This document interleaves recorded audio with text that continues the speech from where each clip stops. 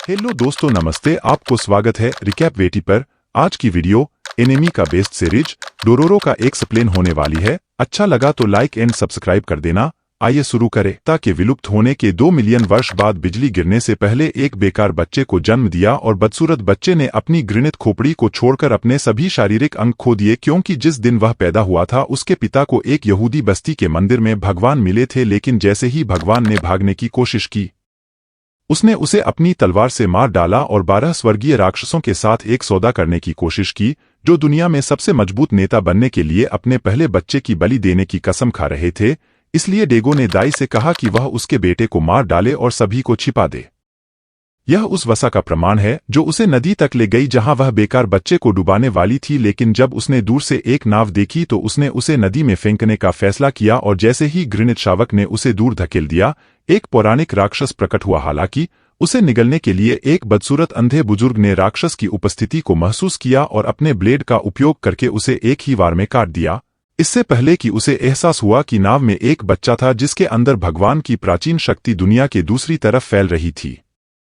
एक आदमी ने एक दयनीय पीड़ित को अपने द्वारा पराजित अन्य सभी दुश्मन सैनिकों के साथ सूली पर चढ़ाने के लिए घसीटा, लेकिन जब उसने देखा कि उसकी पत्नी को उसके ही शूरवीरों द्वारा गलती से मार दिया गया है, तो वह आदमी इसे और सहन नहीं कर सका और उसने जोश के साथ जमीन को गले लगाकर खुद से ही करने का फैसला किया। हालांकि वह आदमी किसी तरह बच गया और रंगअंध हो गया, लेकिन जब वह एक रहस्यमयी नाव के पास पहुंचा तो उसने टुकड़ों में बंटे हुए बच्चे का शरीर देखा, जो कई वर्षों तक जीवित था। आदमी ने उस घृणित बच्चे का पालन पोषण करना शुरू कर दिया और यहाँ तक कि उसके लिए नकली अंग और त्वचा भी बनाई। लेकिन उसे एहसास हुआ कि बच्चे को कोई दर्द महसूस नहीं हो रहा था और उसमें सभी भावनाएं नहीं थीं। इसलिए उन्होंने 100 राक्षसों के लिए जापानी शब्द के आधार पर उसका नाम हेकिमारू रखा और अपना पूरा जीवन उसे दुनिया का सबसे ठंडा सुपर सैनिक बनने के लिए प्रशिक्षित करने में बिताया। लेकिन हजारों राक्षसों को मारने के बाद उनके खून से लथपथ किमारू की ईश्वरीय शक्ति उस पैर को पुनर्जीवित करने के लिए सक्रिय हो गई है, जो 16 साल की उम्र में गायब हो गया था। बूढ़े व्यक्ति की इच्छा थी कि वह हयाक किमारू को हत्या के अलावा कुछ भी करना सिखाए। हालांकि हेकिमारू ने पहली बार अपना चेहरा महसूस करने की कोशिश की और उस आदमी को गले लगा लिया जिसने उसे ऐसे पाला जैसे कि वह उसका पिता हो। अगले 3 अरब वर्षों के लिए उसे हमेशा के लिए छोड़ने से पहले हयाक किमारू ने बिना कुछ खाए दुनिया की यात्रा करना शुरू कर दिया।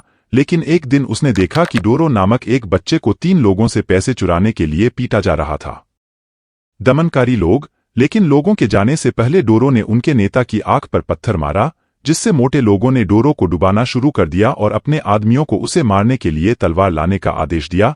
जब वे चले गए, हालांकि उन्होंने दूर से घास किमारू को देखा, लेकिन वह उन्हें देख रहा था।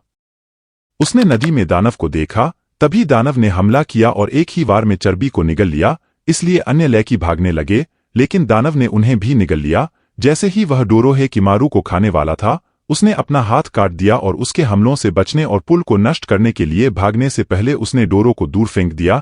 जानवर उसे निगलने का प्रयास करता रहा, लेकिन हेकिमारू ने पुल की नींव को काटना जारी रखा, जिससे पुल ढह गया क्योंकि राक्षस उसका पीछा कर रहा था और सभी मलबे के नीचे राक्षस को मार रहा था।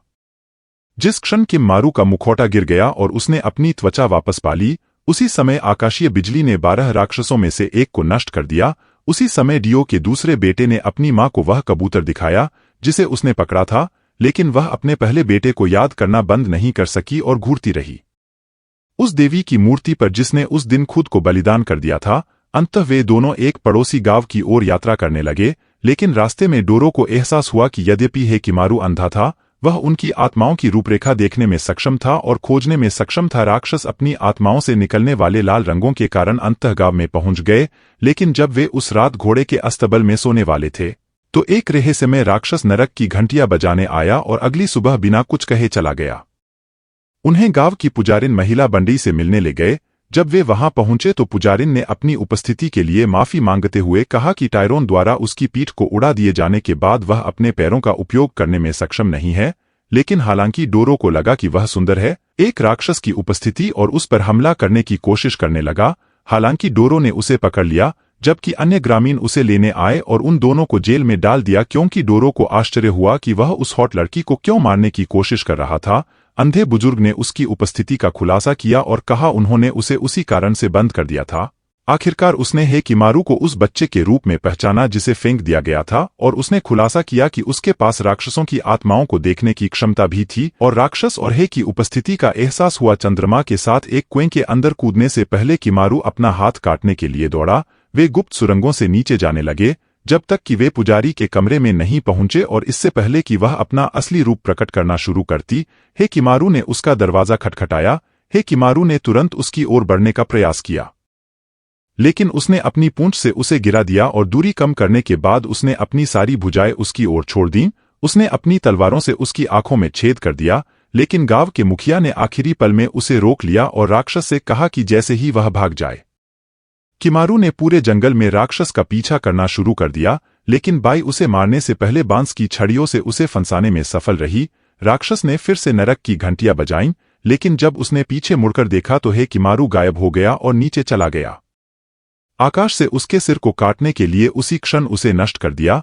जब बाई ने एक बार फिर अपना गर्म रूप प्रकट किया, उसे एहसास हुआ कि 12 राक्षसों में से एक उसे बलिदान करने में विफल रहा, लेकिन इससे पहले कि वह बात कर पाती, घास किमारू ने उसके चेहरे को छेद दिया, जिससे अंतिम बार उसकी मौत हो गई। राक्षस ने विकटित होने से पहले नर्क की घंटियां बजाना जारी रखा, और जब डोरो ने जमीन की खोज की तो उसने हजारों सोने के सिक्के दबे हुए देखे। यह वह धन था जिसे बाई ने मारे गए साहसी लोगों से चुराया था, और मुखिया ने खुलासा किया कि यह एकमात्र तरीका था जिससे उनका गांव बच सकता था। इसलिए उसने सोने के बदले में अपना जीवन राक्षसों को बेच दिया। उसी समय 12 राक्षसों में से 2 मारे गए, जिससे हेकिमार का तंत्रिका तंत्र बहाल हो गया, और उसे जंगल में उस रात एक बार फिर से सभी की आवाजें सुनने में सक्षम बनाया गया। जानवरों ने उसे अभिभूत कर दिया, लेकिन डोरो को आश्चर्य हुआ कि वह कुछ भी कैसे सुन सकता है जब हर जगह पूरी तरह से सन्नाटा था। इसलिए उसने शोर को कम करने के लिए अपने कानों के चारों ओर एक कपड़ा लपेट लिया और सुझाव दिया कि जब तक वह ठीक नहीं हो जाता तब तक वे किसी राक्षस का शिकार न करें। तभी किमारू ने जंगल में एक राक्षस को देखा, और एक बड़ा पक्षी उनके बीच से उड़ गया। उसने तुरंत अपनी तलवार खींच ली, और जैसे ही राक्षस वापस लौटा तो वह उससे बाल बाल बच गया। हालांकि वह फिर से उनकी ओर उड़ गया और लगभग उसे छीन लिया, और पत्तों के गिरने की आवाज ने उसका ध्यान भटका दिया और पक्षी ने उसे जमीन पर पटक दिया। लौटी घास किमारू ने उसे थप्पड़ मारने की कोशिश की, लेकिन पक्षी ने उसे दूर ले जाने की कोशिश की, और उसने अवसर का उपयोग उसे घायल करने के लिए किया। लेकिन जैसे ही वह उसे खत्म करने के लिए वापस लौटा, मुनी उसी क्षण प्रकट हुई और एक पल में उसे टुकड़ों में काट दिया। तभी डोरो ने देखा कि घास किमारू थी बाहर निकले और उसे होश में लाने की कोशिश की, लेकिन वह अंदर से काफी हद तक मर चुका था। अगली सुबह जब हेकिमारू उठा तो उसे गाने की आवाज सुनाई देने लगी, और वह उसके पीछे पीछे नदी की ओर चला गया। जब वह पहुंचा तो उसे एहसास हुआ कि गायिका एक लड़की थी, और उसकी आत्मा की पवित्रता ने उसे अपने करीब खींच लिया। जब उसने उसे छूने की कोशिश की तो उसे पता चला कि वह अंधा था, लेकिन वह लगभग उसकी बाहों में मर गया था। और उसने डोरो और मुनी को देखा, यह सोचकर कि वे शायद उसके साथी थे, क्योंकि वे एक पुराने परित्यक्त मंदिर में बस गए थे। एहसास हुआ कि हेकिमारू अपनी चोटों से बहुत बीमार था, और मुनी ने कहा कि वह शायद एक वास्तविक इंसान बनना शुरू कर रहा था क्योंकि मियो आया था। उसने उन्हें तब तक रुकने के लिए कहा जब तक कि हेकिमारू ठीक नहीं हो गया, और उसने आधा दर्जन अनाथ बच्चों का खुलासा किया जिनकी वह देखभाल कर रही थी। बस फिर बच्चों की उनके सामने उपस्थित हुए, और मियो ने कहा कि वे युद्ध में जीवित बचे हैं क्योंकि ताको ने कार्यभार संभालने का फैसला किया। उन्होंने दूसरों को जाने का आदेश दिया और एमआई से कहा कि वह उस दिन बाद में अपनी रात की पाली से पहले कुछ देर सो लें, क्योंकि डोरो ने टियो से मिलने का फैसला किया।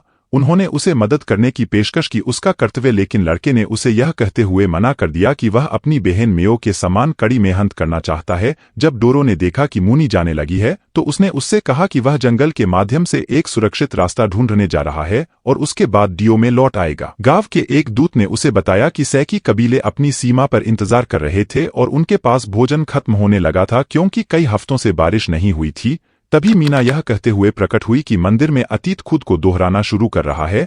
मो ने फैसला किया है कि मारू की जांच करने पर पता चला कि वह बुखार से जल रहा था। उसे एहसास हुआ कि उसे दवा की जरूरत है। उसने उसे अपनी रात की ड्यूटी से लौटते समय कुछ उपचार औषधियां लाने का वादा किया, और जैसे ही उसने गाना शुरू किया उसने चाहा कि वह यहां से न जाए बल्कि साथ रहे। उसका पक्ष हमेशा के लिए जंगल के अंदर था। मुनी ने खाड़ी के माध्यम से एक रास्ता खोजा और सोचा कि यह मियो और अनाथों के लिए एक बेहतर घर बन जाएगा। हालांकि जल्द ही उसने एक छेद के अंदर एक राक्षस की उपस्थिति को देखा और सोचा कि यह जगह सुरक्षित नहीं है। अगले दिन जब मियो गांव लौटी तो उसे एहसास हुआ कि हयाक किमारू बाहर इंतजार कर रहा था और उसने उसे वह दवा देने का फैसला किया जो वह लाई थी। हालांकि उसने उसे गाने के लिए कहने की कोशिश की और डोरो ने कहा कि उसकी आवाज शायद उसके दिमाग को जगा देगी। उसने उन्हें जंगल में मिले क्षेत्र के बारे में बताया और कहा कि युद्ध शुरू होने पर छिपने के लिए यह एक अच्छी जगह होगी। हालांकि उन्होंने खुलासा किया कि एक महान राक्षस पहले से ही भूमि पर रह रहा था और यह केवल सुरक्षित रहे। जब वह उसकी बातें सुनकर चला गया तो हयाक किमारू जंगल की ओर जाने लगा और उसने डोरो को नजरअंदाज कर दिया जब उसने उसे रोकने की कोशिश की। क्योंकि मुनी को एहसास हुआ कि वह ठीक होने से बहुत दूर था, उसने समर्थन के लिए उसका पीछा करने का फैसला किया।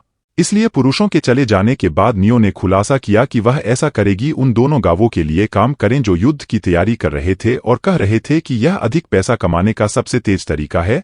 हालांकि लड़कों ने सोचा कि यह बहुत खतरनाक है, इसलिए डोरो ने उसका पीछा करने और उसकी रक्षा करने का वादा किया अगर वह उस शाम खतरे में पड़ गई। क्योंकि उसने उसका पीछा किया था जंगल में, उसे एहसास हुआ कि उसका काम सैनिकों के साथ साजिश विकसित करना था और उसने जो देखा और जो कुछ उसने हर दिन सहन किया उससे वह उदास हो गया। उसी समय हाई किमारू और पैसे बड़े छेद में पहुंचे। जैसे ही उन्होंने राक्षस को देखा, हाई किमारू ने आकर्षित किया उसकी तलवारें, लेकिन पैसे को एहसास हुआ कि वह अपनी चोटों के कारण अभी भी बीमार है। पैसे ने उसे सुझाव देने की कोशिश की कि वह तब तक इंतजार करे जब तक वह ठीक न हो जाए, लेकिन राक्षस ने जमीन को खोदना शुरू कर दिया और चट्टानों से कूदने के बाद रेत ने उन्हें गहरे छेद में खींच लिया। घास किमारू राक्षस और मुनी के साथ उड़ गई। जैसे ही उसका ध्यान भटका, किमारू ने उसके सिर पर वार कर दिया, लेकिन राक्षस ने उसे पकड़ लिया और जमीन में गहराई तक खींचने लगा।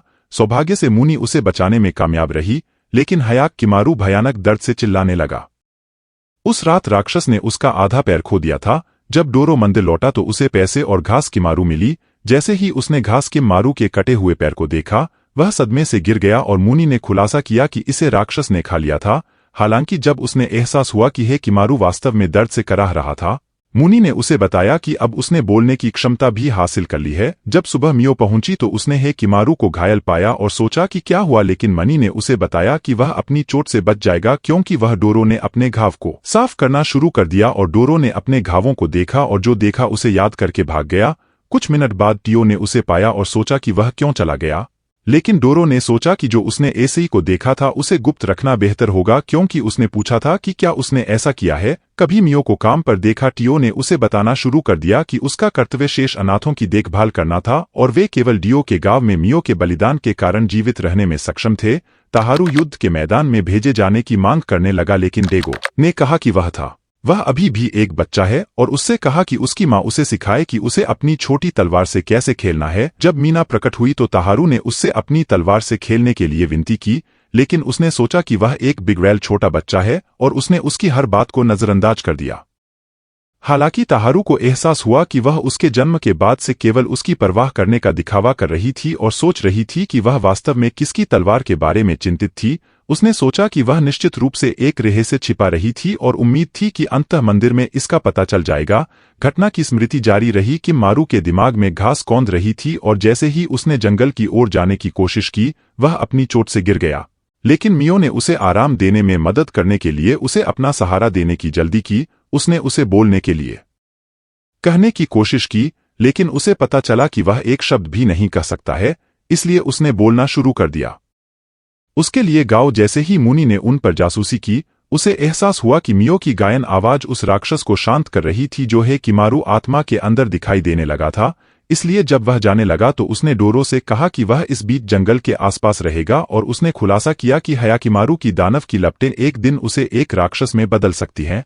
उस शाम जब मियो काम पर जाने लगी तो उसने डोरो को बताया कि उसने उसे पिछली रात देखा था और कहा कि यह उनके जीवित रहने का एकमात्र साधन था। इसलिए उसने उसे माफ करने का फैसला किया और कहा कि वह वास्तव में थी बहादुर, इसलिए कि वह अन्य सभी बच्चों के लिए खुद को बलिदान करने के लिए उससे कभी नफरत नहीं करेगा। वह तुरंत मंदिर की ओर भागा और खुश होकर आखिरकार मंदिर में उसके साथ शांति स्थापित कर ली। हेकिमारू ने अपने पैर को बदलने के लिए लकड़ी को तेज करना शुरू कर दिया, लेकिन डोरो ने उसे अपना भोजन खिलाने का फैसला किया, यह कहते हुए कि यह एकमात्र तरीका था जिससे वह अपनी ताकत वापस पा सकता था। हालांकि उसे उम्मीद थी कि हेकिमारू कभी राक्षस नहीं बनेगा और उसने उसे बताया कि वह दुनिया में उसका एकमात्र दोस्त था। सुबह तक हेकिमारू ने लकड़ी ठीक कर दी थी और अपनी तलवार से अभ्यास कर रहा था। अनाथों ने उसकी तलवार की भुजाओं की प्रशंसा की। उन्होंने उसे कई छिपी हुई तलवारें दिखाने का फैसला किया और टीओ ने खुलासा किया कि उन्होंने उन्हें युद्ध के मैदान में उसी समय पाया था जब मियो काम पर जाने लगा था, लेकिन इशिकावा कबीले के एक सैनिक ने उसे देखा और सोचा कि वह शायद एक जासूस थी। उस रात सभी अन्य बच्चे सो रहे थे। डोरो को एहसास हुआ कि हेकिमारू मंदिर छोड़ चुका है और उसने सोचा कि वह छेद में राक्षस का सामना करने गया होगा। हेकिमारू ने अपनी तलवारें निकाली और युद्ध के लिए तैयार हो गया क्योंकि वह छेद में फिसल गया। दानव के पंजों से बचना शुरू कर दिया और उसी समय बारिश होने लगी। जैसे ही जानवर ने उसके पैर को काटा, उसने फिर से उसके मुंह में छुरा मारा और उसे मारने से पहले बहुत ऊंची छलांग लगाई। उसी क्षण बारिश रुक गई और डियो की मूर्ति आधे में विभाजित हो गई। जब मियो मंदिर पहुंची तो ताको ने उसे बताया कि हेकिमारू राक्षस से लड़ने के लिए गया था, इसलिए वह तुरंत चली गई। तभी इशिकावा सैनिकों का एक झुंड आ गया और उसके पीछे मंदिर तक चला गया। जैसे ही हेकिमारू और डोरो घर लौटने लगे, लड़का खुश था देखें कि उसका पैर ठीक हो गया है। लेकिन उन शब्दों को सुनने के बाद हेकिमारू को एहसास हुआ कि मंदिर जल रहा था क्योंकि सैनिकों ने बिना किसी दया के अनाथों को मार डाला था। जब डोरो आया तो उसने पाया कि उसके सभी दोस्त मर चुके थे और नेता को आश्चर्य हुआ कि क्या वह जासूसों में से एक था। उन्होंने कहा कि मियो को दुश्मन के शिविर में प्रवेश करते हुए देखा गया था, इसलिए उसने सोचा कि वह उन्हें बेच रही है। यह सोचकर कि वह उसे बचा सकता है, डोरो उसके पास भागने लगा, लेकिन आदमी ने उसे पकड़ लिया और उसे जमीन पर फेंक दिया। हालांकि उसने उसे खत्म करने की कोशिश की। किमारू ने उसका हाथ काट दिया, इसलिए लोगों ने तुरंत उसे घेर लिया। हेकिमारू को पता चला कि मियो मरने वाला था और इस एहसास ने उसे उन्माद में डाल दिया, इसलिए उसने पहले सैनिक को चाकू मार दिया और बाकी को मारना शुरू कर दिया क्योंकि गुस्सा उस पर हावी हो गया था। यह देखकर पागलपन और बदले की भावना से डोरो को मुनि के शब्द याद आ गए और उसने सोचा कि हेकिमारू एक राक्षस बन सकता है, इसलिए उसने नेता को मारने से पहले उसे रोक दिया और आदमी को भागने की इजाजत दे दी क्योंकि उसने एक थैली दिखाई। डोरो ने उसे बताया कि वह भरी हुई थी बीज चावल के साथ और कहा कि यह मियो का सपना था कि वह एक दिन बच्चों के लिए चावल का खेत बनाए ताकि वह उन्हें चावल की पैटी खिला सके। आखिरकार उनमें से किसी ने भी युद्ध के बाद जले हुए चावल की पैटी के अलावा कुछ भी नहीं खाया था, इसलिए उसने उसे रुकने के लिए कहा। इसके लिए और उन शब्दों को सुनने के बाद मियो के सपनों को कभी न भूलें। हेकिमारू ने अपना पहला शब्द कहा और मियो कहा और उन्होंने मंदिर छोड़ने से पहले सभी शवों को दफना दिया। जब उन्होंने अपनी यात्रा फिर से शुरू की तो केवल एक चीज जो वे सुनते रहे वह थी मियो की मधुर आवाज। जब रात हुई तो डोरो ने उनसे पूछने की कोशिश की कि क्या घास किमारू भूखा है, लेकिन उसने केवल थैली पकड़ रखी थी। कुछ समय पहले ही डोरो को जंगल में आवाजें सुनाई देने लगीं और उसने सोचा कि दो प्रेम पक्षी शायद झाड़ियों के पीछे साजिश रच रहे हैं। जैसे ही उसे इस विचार पर गुस्सा आया, उसने पेड़ों पर पत्थर फेंकना शुरू कर दिया, लेकिन एक टोकरी ने उसे लगभग कुचल दिया। तभी उसने अपने सामने एक मकड़ी देखी और घास किमारू पेड़ पर चढ़ गया। तुरंत एक पल में उसने जाले काट दिए और एक आदमी जमीन पर गिर गया। लेकिन डोरो को एहसास हुआ कि उसने शायद अपना दिमाग खो दिया है क्योंकि घास किमारू राक्षस के साथ उड़ रही थी। उसने उसे तुरंत काट दिया, लेकिन उसने एक जाल बिछा दिया और उसे एक पेड़ से बांध दिया और उस रात तुरंत भागने से पहले जब उन्हें एक गांव दिखाई दिया, डोरो ने उन्हें सुझाव दिया कि वे वहीं रुकें। राक्षस ने सोचा कि उसके ठीक होने के लिए यह सबसे अच्छी जगह है। जब वे गांव पहुंचे तो उन्हें पता चला कि उन्हें प्रवेश करने के लिए पास की आवश्यकता है और एक गार्ड ने उन्हें बताया कि एक अपहरणकर्ता ग्रामीणों का अपहरण कर रहा है। सुबह एक ग्रामीण ने महिला को देखा सड़क के किनारे, लेकिन उसने उसे धक्का दे दिया और डरने का नाटक किया क्योंकि उसने देखा कि वह बीमार थी। उसने उसे अपने घर पर आमंत्रित किया और कहा कि वह उसे कुछ भोजन देगा। हालांकि उसने सोचा कि यह उसकी जीवन शक्ति को खत्म करने का मौका था और उसे एहसास हुआ कि वह इसे बर्बाद कर सकती है। अपने घर पर एक खाली गुड़िया की तरह उसने खुद को याजीरो के रूप में पेश किया और सोचा कि क्या उसका कोई नाम है। जब उसने कहा कि उसके पास कोई नाम नहीं है तो उसने उसका नाम ओहागी रखने का फैसला किया, यह विश्वास करते हुए कि वह भूखी थी। उसने उसे चावल का एक कटोरा देने का फैसला किया और उसने सोचा कि यह स्वादिष्ट है क्योंकि वह सोच रहा था कि वह कहां से है। उसने उसे अपने काम से काम रखने को कहा और कहा कि जब वह अपनी पूरी ताकत हासिल कर लेगी तो वह उसे छोड़ देगी। तभी वह यह कहकर जाने लगा कि अंधेरा होने पर वह वापस आ, और उसने सोचा कि वह रात में एक रहस्यमय आदमी था। जब यजू घर पहुंचा तो उसने देखा कि ओहा की बीमारी खराब हो रही थी और उसने सोचा कि क्या उसने पूरे दिन खाना नहीं खाया है। तभी उसने एक तिलचट्टा देखा और इस ओहागी को देखते ही उसे बाहर छोड़ने का फैसला किया। उसे आश्चर्य हुआ कि उसने अपने सही दिमाग में हर दूसरे इंसान के विपरीत इसे छोड़ने का फैसला क्यों किया, इसलिए उसने उससे कहा कि हर जीवन विशेष है। उसके शब्दों ने उसे प्रभावित किया और उसने उससे कहा कि वह उसके जैसा कभी किसी से नहीं मिली है। हालांकि जब वे उस रात सोए तो वह रेंगकर उसके पास चली गई। उसने उसे देखा और बाहर खाना खाने की कोशिश की, लेकिन उसे पता चला कि वह खाने के लिए भूखी है और उसने बिस्तर पर वापस जाने से पहले अपना बचा हुआ खाना खाने का फैसला किया। उसने सोचा कि वह एक विशेष इंसान था और जब सुबह हुई तो वह उसके बारे में सब कुछ जानना चाहती थी। डोर थक गई थी गांव का पता लगाने से और आश्चर्य हुआ कि मकड़ी कहाँ छिपी हो सकती है। हालांकि बाद में उस दिन डोरो को पता चला कि एक और ग्रामीण लापता हो गया है, लेकिन उसे आश्चर्य हुआ कि यह देखना कैसे संभव हो सका क्योंकि उस रात किसी भी राक्षस का कोई संकेत नहीं था। यजु को एहसास हुआ कि ओहागी और भी बदतर हो गई है और उसे बताया कि उनके पास गांव में कोई डॉक्टर नहीं है। इसके अलावा उन्हें जाने से पहले एक ट्रेवलर्स पास की आवश्यकता है, इसलिए उसने उसे चुपचाप बाहर जाने की पेशकश की। इस बीच हेकिमारू और डोरो रात के खाने के लिए खरपतवार चबा रहे थे और डोरो ने सोचा कि वे निश्चित रूप से भूखे मर जाएंगे। यदि वे गांव में ही रुके रहे तो मृत्यु हो जाएगी। उसी समय यजु और ओहागी ने गुप्त रूप से बाहर निकलने की जल्दी शुरू कर दी, लेकिन जल्द ही वे हेकिमारू और डोरो के पास आए। उन्हें एहसास हुआ कि वे कौन थे। ओहागी को आश्चर्य हुआ कि क्या वे उसे मारने की प्रतीक्षा कर रहे थे, लेकिन इससे डोरो ही बना। बताया गया कि वह मकड़ी थी और उसने हेकिमारू को उस पर हमला करने का आदेश दिया। हालांकि यजु ने उसकी रक्षा करने का फैसला किया और कहा कि वह वास्तव में अपहरण करता था। तभी गार्ड सामने आए और लोगों को गांव से बाहर निकालने के लिए यजु को मारने की धमकी दी। डोरो ने यह कहने की कोशिश की कि वह उसने सबसे पहले उसे ढूंढा और इनाम का हकदार था, लेकिन नेता ने खुलासा किया कि पहले कभी कोई इनाम नहीं था और यह केवल लोगों को कबूल करने के लिए एक घोटाला था क्योंकि उसने अपने आदमियों को उन्हें पकड़ने का आदेश दिया था। ओहागी ने आदमियों को अपने जाल से बांध दिया और भस्म कर दिया। जैसे ही हेकिमारू को अपनी लाल आत्मा के चमकने का एहसास हुआ, उसने तुरंत अपनी जीवन शक्ति प्राप्त कर ली। उसने अपनी तलवार निकाली और उस पर हमला करने की कोशिश की, लेकिन उसने उसे अपने लबादे से बांध दिया और अपने आदमी के साथ भाग गई। जैसे ही डोरो ने उसे मुक्त किया, हेकिमारू उनके पीछे भागा और एक गार्ड को बुलाया। ओहागी से बचने के लिए उत्सुक अन्य लोगों ने सीटी बजाते हुए पहाड़ की चोटी पर जाल बिछाया और उन्हें ऊपर खींच लिया। जैसे ही यजु को एहसास हुआ कि उसने अपनी ताकत वापस पा ली है, उसने कहना शुरू कर दिया कि वह शायद अब उसके लिए बेकार था, लेकिन उसने उससे कहा कि वह उसे चाहती है। उसका पक्ष हमेशा के लिए। यजु ने सोचा कि क्या वह मनुष्यों की जीवन शक्ति को समाप्त करने के बाद उन्हें मार देती है, लेकिन उसने उससे कहा कि वह हमेशा उनके जीवन को बख्शती है। यह सब यजु सुनना चाहता था, इसलिए उसने खुद को उसके सामने पेश कर दिया क्योंकि वह था वैसे भी अपने एकाकी जीवन से तंग आकर अंततः वे गुप्त गुफा में पहुंचे और यजु ने उसे बाहर निकलने का रास्ता खोजने के लिए कहा, लेकिन उसने सुझाव दिया कि वे एक साथ भाग जाए क्योंकि उसकी सारी पहचान पहले ही उजागर हो चुकी थी और उसने सोचा कि वह यहाँ कभी भी सुरक्षित नहीं रहेगा। वह इस बात से सहमत था कि तीरों ने उसके शरीर को छेद दिया और ओहागी को एहसास हुआ कि सैनिकों ने उन्हें ढूंढ लिया है। क्योंकि वह क्रोधित हो गई थी, उसने तीरों को रद्द कर दिया और पुरुषों को बांध दिया, जिससे तुरंत उनकी जीवन शक्ति समाप्त हो गई। वह मकड़ी में बदल गई और दूसरों को पकड़ लिया, लेकिन हेकिमारू ने उसका जाल काट दिया। जैसे ही उसने उसका पैर काटा, उसने उसे दूर फेंक दिया और यजु से कहा कि वह उसे नहीं छोड़ेगी। हालांकि जब हेकिमारू उसे भागने की अनुमति देने के लिए तैयार नहीं था, तो यजु ने उससे उसकी जान बख्शने के लिए कहा और कहा कि वह हमेशा उसके साथ रहना चाहता है। इसलिए हेकिमारू अगले दिन उन्होंने उसे अकेला छोड़ने का फैसला किया और उन्होंने अपनी यात्रा जारी रखी। और डोरो ने देखा कि कुछ दिनों बाद हेकिमारू मुस्कुराने लगा था। डोरो को आश्चर्य हुआ कि हेकिमारू उससे बात क्यों नहीं कर रहा था, क्योंकि वह पहले से ही बोलने की क्षमता हासिल कर चुका था। क्योंकि उन्होंने कुछ देखा, अजीब दिखने वाले लोग एक लड़की को पहाड़ की चोटी पर ले जा रहे थे।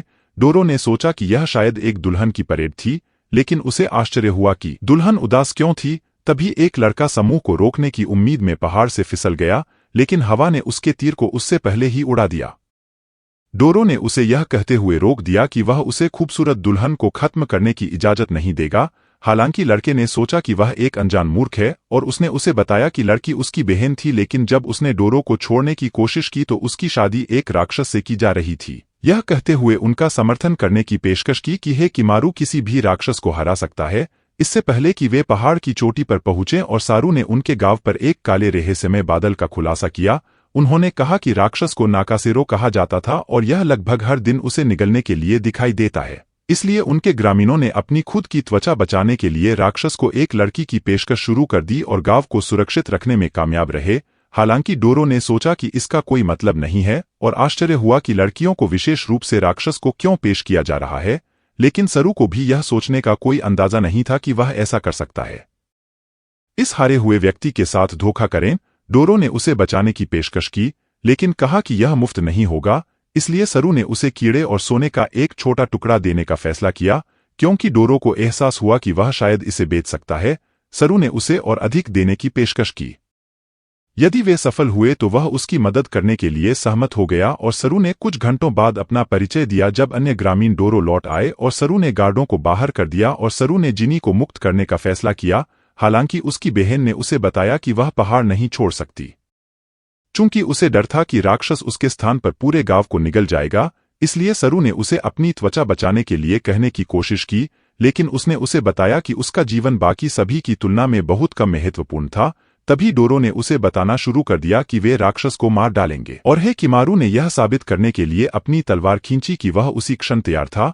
काले बादल उनकी ओर बढ़ने लगे और गार्ड एक पल में लगभग बेहोश हो गए। वे बादलों में समा गए और उनके भस्म हो चुके शरीर जमीन पर गिर गए जैसे ही उन्होंने दहाड़ सुनी। डोरो ने हेकिमारू को यह बताने की कोशिश की कि राक्षस बादलों के अंदर है, लेकिन उसकी दृष्टि बुरी ज्वाला की दीवार से घिरी हुई थी। इससे पहले कि वे यह जानते कि एक राक्षसी कनखजूरा सारू को निगलने के लिए बादलों से उतरा, लेकिन जिन ने उसे रास्ते से हटा दिया और निगल लिया गया। अपने स्थान पर विशाल राक्षस को देखकर डोरो को आश्चर्य हुआ कि क्या उन्हें कोई मौका भी मिला, लेकिन जैसे ही वह वापस लौटा, डोरो ने हेकिमारू को चेतावनी देने की कोशिश की, लेकिन वह अभी भी गंदगी नहीं देख सका। निकला और अंधेरे में प्रकाश की किरण दिखाई दी। राक्षस को डराने के बाद काले बादल तुरंत गायब हो गए। हालांकि सरू अपनी बहन के मारे जाने से दुखी था। उसे एहसास हुआ कि वह उसे फिर कभी नहीं देख पाएगा, इसलिए डोरो ने उसके पीछे पीछे घर जाने का फैसला किया। लेकिन उसे एहसास हुआ कि वह पहाड़ों में रह रहा है और सरू ने उसे बताया कि वह उसी पर रहता है। जब वह सोच रहा था कि वे उसका बदला कैसे ले सकते हैं, डोरो ने कहा कि उसके पास बिल्कुल सही योजना है, लेकिन उसने खुलासा किया कि हेकिमारू शायद इस बिंदु पर बेकार था।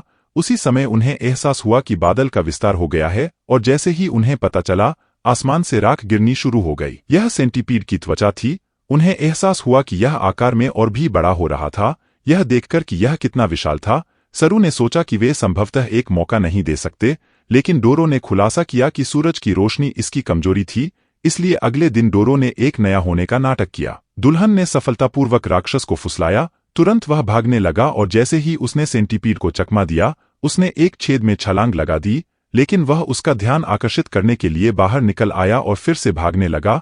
हालांकि जैसे ही वह फिसला, राक्षस ने उसी पल उसे निगलने की कोशिश की, लेकिन वह सौभाग्य से उसी समय छेद में घुस गया जब सरू पहाड़ पर इंतजार कर रहा था। और जैसे ही उसने राक्षस को देखा, उसने गीजर पर एक ज्वलंत तीर चलाया, जिससे एक शक्तिशाली विस्फोट हुआ और राक्षस जलकर खाक हो गया। हालांकि सूरज निकलने से ठीक पहले इसने आग को बुझा दिया और मारने के लिए ऊंचे उठने से पहले क्षेत्र में और अधिक धुआं छोड़ दिया। उसी समय हेकिमारू ने एक चट्टान से अपना ध्यान आकर्षित किया और राक्षस पर अपना तीर चला दिया। जैसे ही उसने दूसरा और तीसरा तीर चलाया, वह उस पर झपटा और उसे काट दिया। उसके चेहरे के कारण वह दुर्घटनाग्रस्त हो गया। हालांकि वह अभी भी जीवित था और उसने गिरने से पहले उसके तंबू को बाल बाल बचा लिया। डोरो को एहसास हुआ कि वह हेकिमारू का ध्यान राक्षस की ओर आकर्षित कर सकता है, इसलिए वह पहाड़ से नीचे कूद गया और उसके शीर्ष पर उतर गया और हेकिमारू का पीछा करने के लिए चिल्लाया। जैसे ही राक्षस तेजी से भागा, उसकी आवाज एक चट्टान से टकरा गई। एक पत्थर ने डोरो को बेहोश कर दिया। तभी हेकिमारू ने उसका ध्यान आकर्षित करने के लिए चिल्लाना शुरू कर दिया, लेकिन उसे दूर गिरा दिया गया। फिर भी वह चिल्लाता रहा और राक्षस को रोकने में कामयाब रहा, इससे पहले कि वह उसे निगल जाए। उसने हमला कर दिया। जानवर ने उसे ऊंचे आकाश में फेंक दिया, लेकिन डोरो ने उसे अपनी आवाज से निर्देशित किया और उसने उसकी आंख में छेद कर दिया, जिससे वह बादलों से बाहर आ गया और सूरज की रोशनी ने उसकी त्वचा को पिघलाना शुरू कर दिया। तभी हेकिमारू उसके मुंह के अंदर कूद गया और उसे चीर दिया। आधा तुरंत मारे गए राक्षस के साथ गायब हो गया। डोरो खुश था कि वह युद्ध में बच गया क्योंकि वे एक नदी में गिर गए थे। कुछ क्षण बाद सरू ने पानी के अंदर जेई को देखा और महसूस किया कि वह अभी भी जीवित थी, इसलिए वह उसके साथ फिर से मिलकर खुश था। तभी हेकिमारू कराहने लगा और उसकी नकली नाक पानी में गिर गई, जिससे उसकी जगह असली नाक उगाई। कुछ मिनट बाद जैसे ही सरू ने डोरा को बचा हुआ सोना दिया, जिसका उसने वादा किया था, उसे एहसास हुआ कि यह भोजन का एक सड़ा हुआ टुकड़ा था और उसने सोचा कि कैसे वे इस पर जीवित रहेंगे। लेकिन जिन ने उन्हें एक फूल के साथ धन्यवाद देने का फैसला किया जब वे पहाड़ छोड़कर जाने लगे। हेकिमारू ने फूल को सूंघा और पहली बार डोरोरो का नाम कहा। जब उसने सुना कि डोरो को एहसास हुआ कि हेकिमारू बाद में अपनी पूरी मानवता हासिल करना शुरू कर रहा था। उस दिन जब हेकिमारू ने एक फूल सूंघा तो उसने डोरोरो का चेहरा सूंघने का फैसला किया, लेकिन उसने उसे धक्का दे दिया और थकावट से गिर गया। जैसे ही उसने खड़े होने की कोशिश की, वह फिर से गिर गया और हेकिमारू को एहसास हुआ कि निश्चित रूप से उसके साथ कुछ गड़बड़ है, इसलिए वह उसे पास के एक गांव में ले गया और एक किसान से मदद मांगने की कोशिश की, लेकिन उस आदमी ने उसे नजरअंदाज कर दिया क्योंकि वह एक अन्य आदमी से मिला। उसने उसे यह बताने की कोशिश की कि हेकिमारू वास्तव में बीमार था, लेकिन उस आदमी ने उसे बताया कि वह डॉक्टर नहीं है और उसने कहीं और जाने का फैसला नहीं किया। हेकिमारू चला गया। वह जमीन पर था और डोरो को याद आया कि ठीक इसी तरह उसकी मां की मृत्यु हुई थी। सौभाग्य से एक महिला ने उन्हें पाया और उन्हें घर ले जाने का फैसला किया। जैसे ही डोरो को होश आया, उसने सोचा कि हेकिमारू ने उसे छोड़ दिया होगा और जाने की कोशिश की होगी, लेकिन वह उसे शांत करने में कामयाब रही। तब उसे एहसास हुआ कि डोरा वास्तव में एक लड़की थी, लेकिन जैसे ही उसने जोगी फूल नामक व्यक्ति को देखा, डोरो ने खुलासा किया कि यह उसे उसके माता पिता की याद दिलाता है और इससे वह दुखी हो गई। 6 साल पहले उसके पिता योद्धाओं के एक समूह के नेता थे, जिन्होंने समुराई को खत्म करने के लिए लड़ाई लड़ी थी। युद्ध के दौरान उनके गांव को नष्ट करने के लिए, लेकिन उसके दुष्ट चाचा ने उसे अपने सभी लोगों के साथ मारने के लिए एक जाल में फंसाया। एक सैनिक ने उसके पिता को पीछे से चाकू मार दिया, लेकिन वह उसे अपने साथ परलोक में ले गया और वे देखते रहे उनके सामने ही गांव जल गया। केवल 2 जीवित सदस्य होने के कारण उसकी मां ने अकेले ही डोरो की देखभाल करना शुरू कर दिया। लेकिन जब वे हफ्तों तक बिना कुछ खाए यात्रा करते रहे तो उसकी मां की मौत मनागी के फूलों से भरे एक खेत में हो गई और उसने डोरो से मजबूत होने और जीवित रहने की भीख मांगी। जब तक युद्ध समाप्त नहीं हुआ, तब तक उसके शब्दों ने डोरो को जीवित रहने के लिए प्रेरित किया और उसने महिला से कहा कि वह कभी हार नहीं मानेगी, क्योंकि उसे आश्चर्य हुआ कि लड़की बिना किसी उचित भोजन के हफ्तों तक कैसे यात्रा करती रही। उसने हेकिमारू को बताया कि उसकी साथी वास्तव में एक लड़की थी। कुछ दिन बाद में जब वे गांव छोड़ने लगे तो डोरा को आश्चर्य हुआ कि क्या हेकिमारू को पता चला है कि वह एक लड़की थी, लेकिन उसने डियो के गांव के एक रहस्य को नजरअंदाज कर दिया। एक दूत ने उसे बताना शुरू कर दिया कि उसका परित्यक्त बच्चा जीवित हो सकता है और उनकी सेना में एक कमांडर था। कृत्रिम भुजाओं वाले एक रहस्यमय व्यक्ति ने हमला कर दिया। ये शब्द सुनकर डेगो को आश्चर्य हुआ कि क्या उसका बेटा संभवतः उस दिन जीवित हो सकता है। एक मुखिया ने उसे बताया कि 2 महीने में बारिश नहीं हुई है और उसने सोचा कि उनके सभी चावल के खेत जल्द ही सूखे से मरना शुरू हो जाएंगे। उसी समय एक अन्य प्रमुख ने खुलासा किया कि एक नया कबीला उनके खिलाफ युद्ध छेड़ने की तैयारी कर रहा था और डेगो ने सोचा कि यह संभवतः इससे भी बदतर नहीं हो सकता है, इसलिए वह यह सोचकर अपने मंदिर की ओर चला गया कि हेकिमारू निश्चित रूप से टूटी हुई मूर्तियों के लिए जिम्मेदार था, क्योंकि वह जैसे ही वह अपने शरीर के अंगों को पुनः प्राप्त करना शुरू कर रहा था, उसकी आंखों के सामने एक रहस्यमय धुआं दिखाई दिया। हेकिमारू और डेगो को एहसास हुआ कि वह सही था। इस बीच जंगल में हेकिमारू ने एक राक्षस पर हमला किया और कुछ ही मिनटों में उसे मार डाला। जब डोरा ने उसके खून को धोया कपड़े, उसने सुझाव देना शुरू कर दिया कि वे कुछ खाने के लिए पास के गांव में जाए। तभी उसने उसकी थैली देखी और सोचा कि क्या यह उसके परिवार की शिखा है, लेकिन हेकिमारू केवल देव के गांव ताहारू में उसे देखता रहा। उसने दूत से उस बच्चे के बारे में पूछने का फैसला किया जिसे वह ढूंढ रहा था। उस आदमी ने उसे बताया कि बच्चा 16 साल पहले गायब हो गया था। हालांकि जब उसने उससे पूछा कि वह बच्चे की तलाश क्यों कर रहा है, तो उस आदमी ने अपनी जीभ काटने का फैसला किया और ताहारू को एहसास हुआ कि रहस्य शायद बहुत बुरा था, इसलिए उसने उस शाम उसका सामना करने का फैसला किया। पिता यह जानने की मांग कर रहे थे कि वह एक बच्चे की मांग क्यों कर रहा है। हालांकि डेगो उस पर चिल्लाया और कहा कि वह अपनी बदसूरत नाक को अपने काम में लगा दे, क्योंकि अगले दिन उसके लोगों ने उसे तट ताहारू द्वीप पर पाया और उन्हें बताना शुरू कर दिया कि वह उसका है। पिता ने शायद सोचा कि वह अभी भी बच्चा है और उन्होंने कहा कि उसे हर किसी के सामने खुद को साबित करना होगा। उसी समय उन्होंने किनारे पर कई ग्रामीणों को देखा और यह पूछने का फैसला किया कि क्या उन पर हमला हो रहा है। एक ग्रामीण ने उन्हें बताया कि उन्हें कोई खा रहा है। झील के अंदर राक्षस ने कहा कि जीवित राक्षस के साथ वे कभी भी सुरक्षित नहीं रह पाएंगे। ताहारू को एहसास हुआ कि यह खुद को साबित करने का उसका सही मौका था, इसलिए उसने उनसे कहा कि वह राक्षस को खत्म कर देगा और उसके आदमी उस शाम समर्थन के लिए उसके पीछे हो लिए।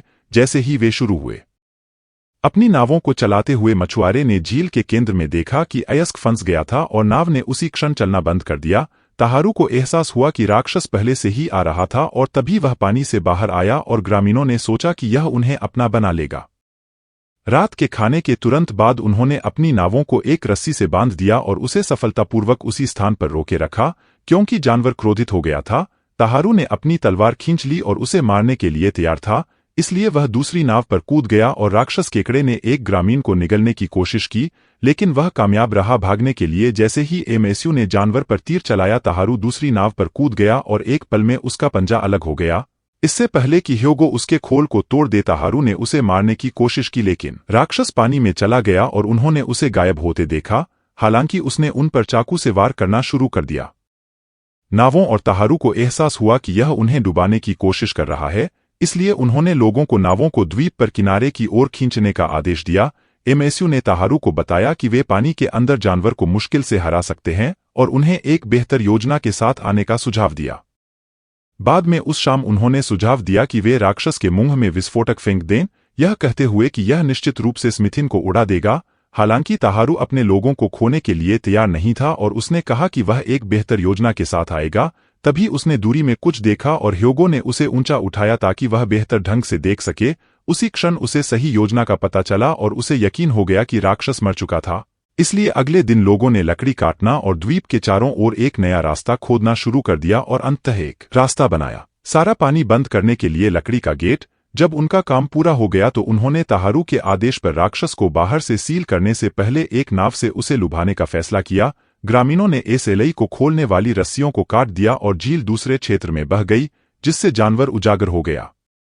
उसे मारने के लिए तैयार जानवर ने दहाड़ना शुरू कर दिया, लेकिन ताहारू ने अपने आदमियों के साथ उस पर हमला किया और उसके पैर को विभाजित करने से पहले उसके पंजे को चकमा दे दिया, क्योंकि ह्योगो ने एक अन्य एमेस्यू को काट दिया और उस पर तीर चलाए और अंततः उसके सिर को कीलों से ठोक दिया, जिससे राक्षस कमजोर हो गया। इस एहसास पर ग्रामीणों ने जयकार करना शुरू कर दिया और ताहारू ने उसके शरीर को काट दिया। इसलिए उन्होंने जानवर पर पत्थर फेंकना शुरू कर दिया। हालांकि जैसे ही ताहारू ने उसे खत्म करने की कोशिश की, केकड़े ने गेट पर एक पत्थर फेंक दिया और उसे एहसास हुआ कि वे अपना फायदा खोने वाले थे। इसलिए उसने लोगों को गेट की रक्षा करने का निर्देश दिया, लेकिन जानवर ने पत्थर फेंक दिया। एक और चट्टान, जिसके कारण पानी तेजी से बहने लगा, वैसे भी लड़ने के लिए दृढ़ संकल्पित था। ताहारू ने अपनी तलवार जमीन में गाड़ दी, लेकिन पानी ग्रामीणों को बहा ले गया। सौभाग्य से ह्योगो उन्हें खाने से पहले बचाने में कामयाब रहे और उनमें से एक के माध्यम से दूसरों को फेंकने से पहले द्वीप पर ले गए। राक्षस लगभग उसे खा रहा था।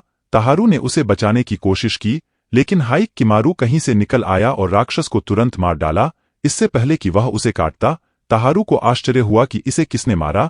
सबसे पहले उसके आदमी आए और उसे अपनी नाव पर खींच लिया। जैसे ही वे दूर चले गए, उसने देखा। हायाक किमारू को आश्चर्य हुआ कि राक्षस को मारने के लिए उसे कितना शक्तिशाली होना चाहिए। बाद में द्वीप पर ताहारू ने जानना चाहा कि हे किमारू कौन था, लेकिन डोरो ने उसे आभारी होने के लिए कहा कि वे अपने गधे को बचाने में कामयाब रहे, इसलिए उसने उसे धन्यवाद दिया। लेकिन आश्चर्य हुआ कि हे किमारू क्यों था। केवल उसे घूरते हुए बोरो ने उसे बताया कि वह अंधा था और कहा कि वह केवल अपनी आत्मा से देख सकता है। लेकिन उसने मांग की कि उनके टूटे हुए गधे उन्हें बचाने के लिए भुगतान करें। इसलिए ताहारू ने उसे कुछ चांदी के सिक्के दिए, क्योंकि डोरा को आश्चर्य हुआ कि वे पास के गांव को कैसे ढूंढ सकते हैं। वे अपने गांव की ओर ताहारू की तलाश कर रहे थे, लेकिन जब वे गांव की ओर जाने लगे तो हायाक किमारू को अपनी आत्मा की याद आई और उसने सोचा कि क्या वह उससे पहले कभी गांव के अंदर मिला था। जैसे ही एक दृष्टा ने उन्हें देखा, उसने चिल्लाना शुरू कर दिया कि राक्षस बच्चा आ गया है। उसी समय भागने से पहले उन सभी को नष्ट कर दें। डोरो को एहसास हुआ कि शहर बहुत शांतिपूर्ण था और उसने देखा कि उस समय हर कोई खुश था। उसने भीड़ में पैसे देखे और आश्चर्यचकित हो गया कि कुछ मिनट बाद जब वे एक जगह बैठे थे तो वह इस गांव को कैसे ढूंढने में कामयाब रहा। स्ट्रीम मनी से पता चला कि राक्षसों की मूर्तियां डियो के मंदिर के अंदर थीं और उन्होंने देखा कि किमारू की आत्मा राक्षसों की उपस्थिति से दूषित थी। इसलिए उन्हें एहसास हुआ कि वह मनुष्यों को मार रहे थे। जब उन्होंने जाना शुरू किया तो उन्होंने डोरो को सावधान रहने की चेतावनी दी। उसके अंदर का दानव उस पर पूरी तरह से कब्जा कर सकता है। इस बीच डियो के महल में एमेस्यू ने उसे बताया कि उन्हें गधे में एक रहस्यमय व्यक्ति ने बचाया था और कहा कि वह मारने के लिए राक्षसों की तलाश में गांवों में यात्रा करता है। जैसे ही उसने अपना नाम बताया, नाबालिग को एहसास हुआ कि वह वास्तव में उनका बेटा था और दूसरी ओर इस खोज से अभिभूत थे।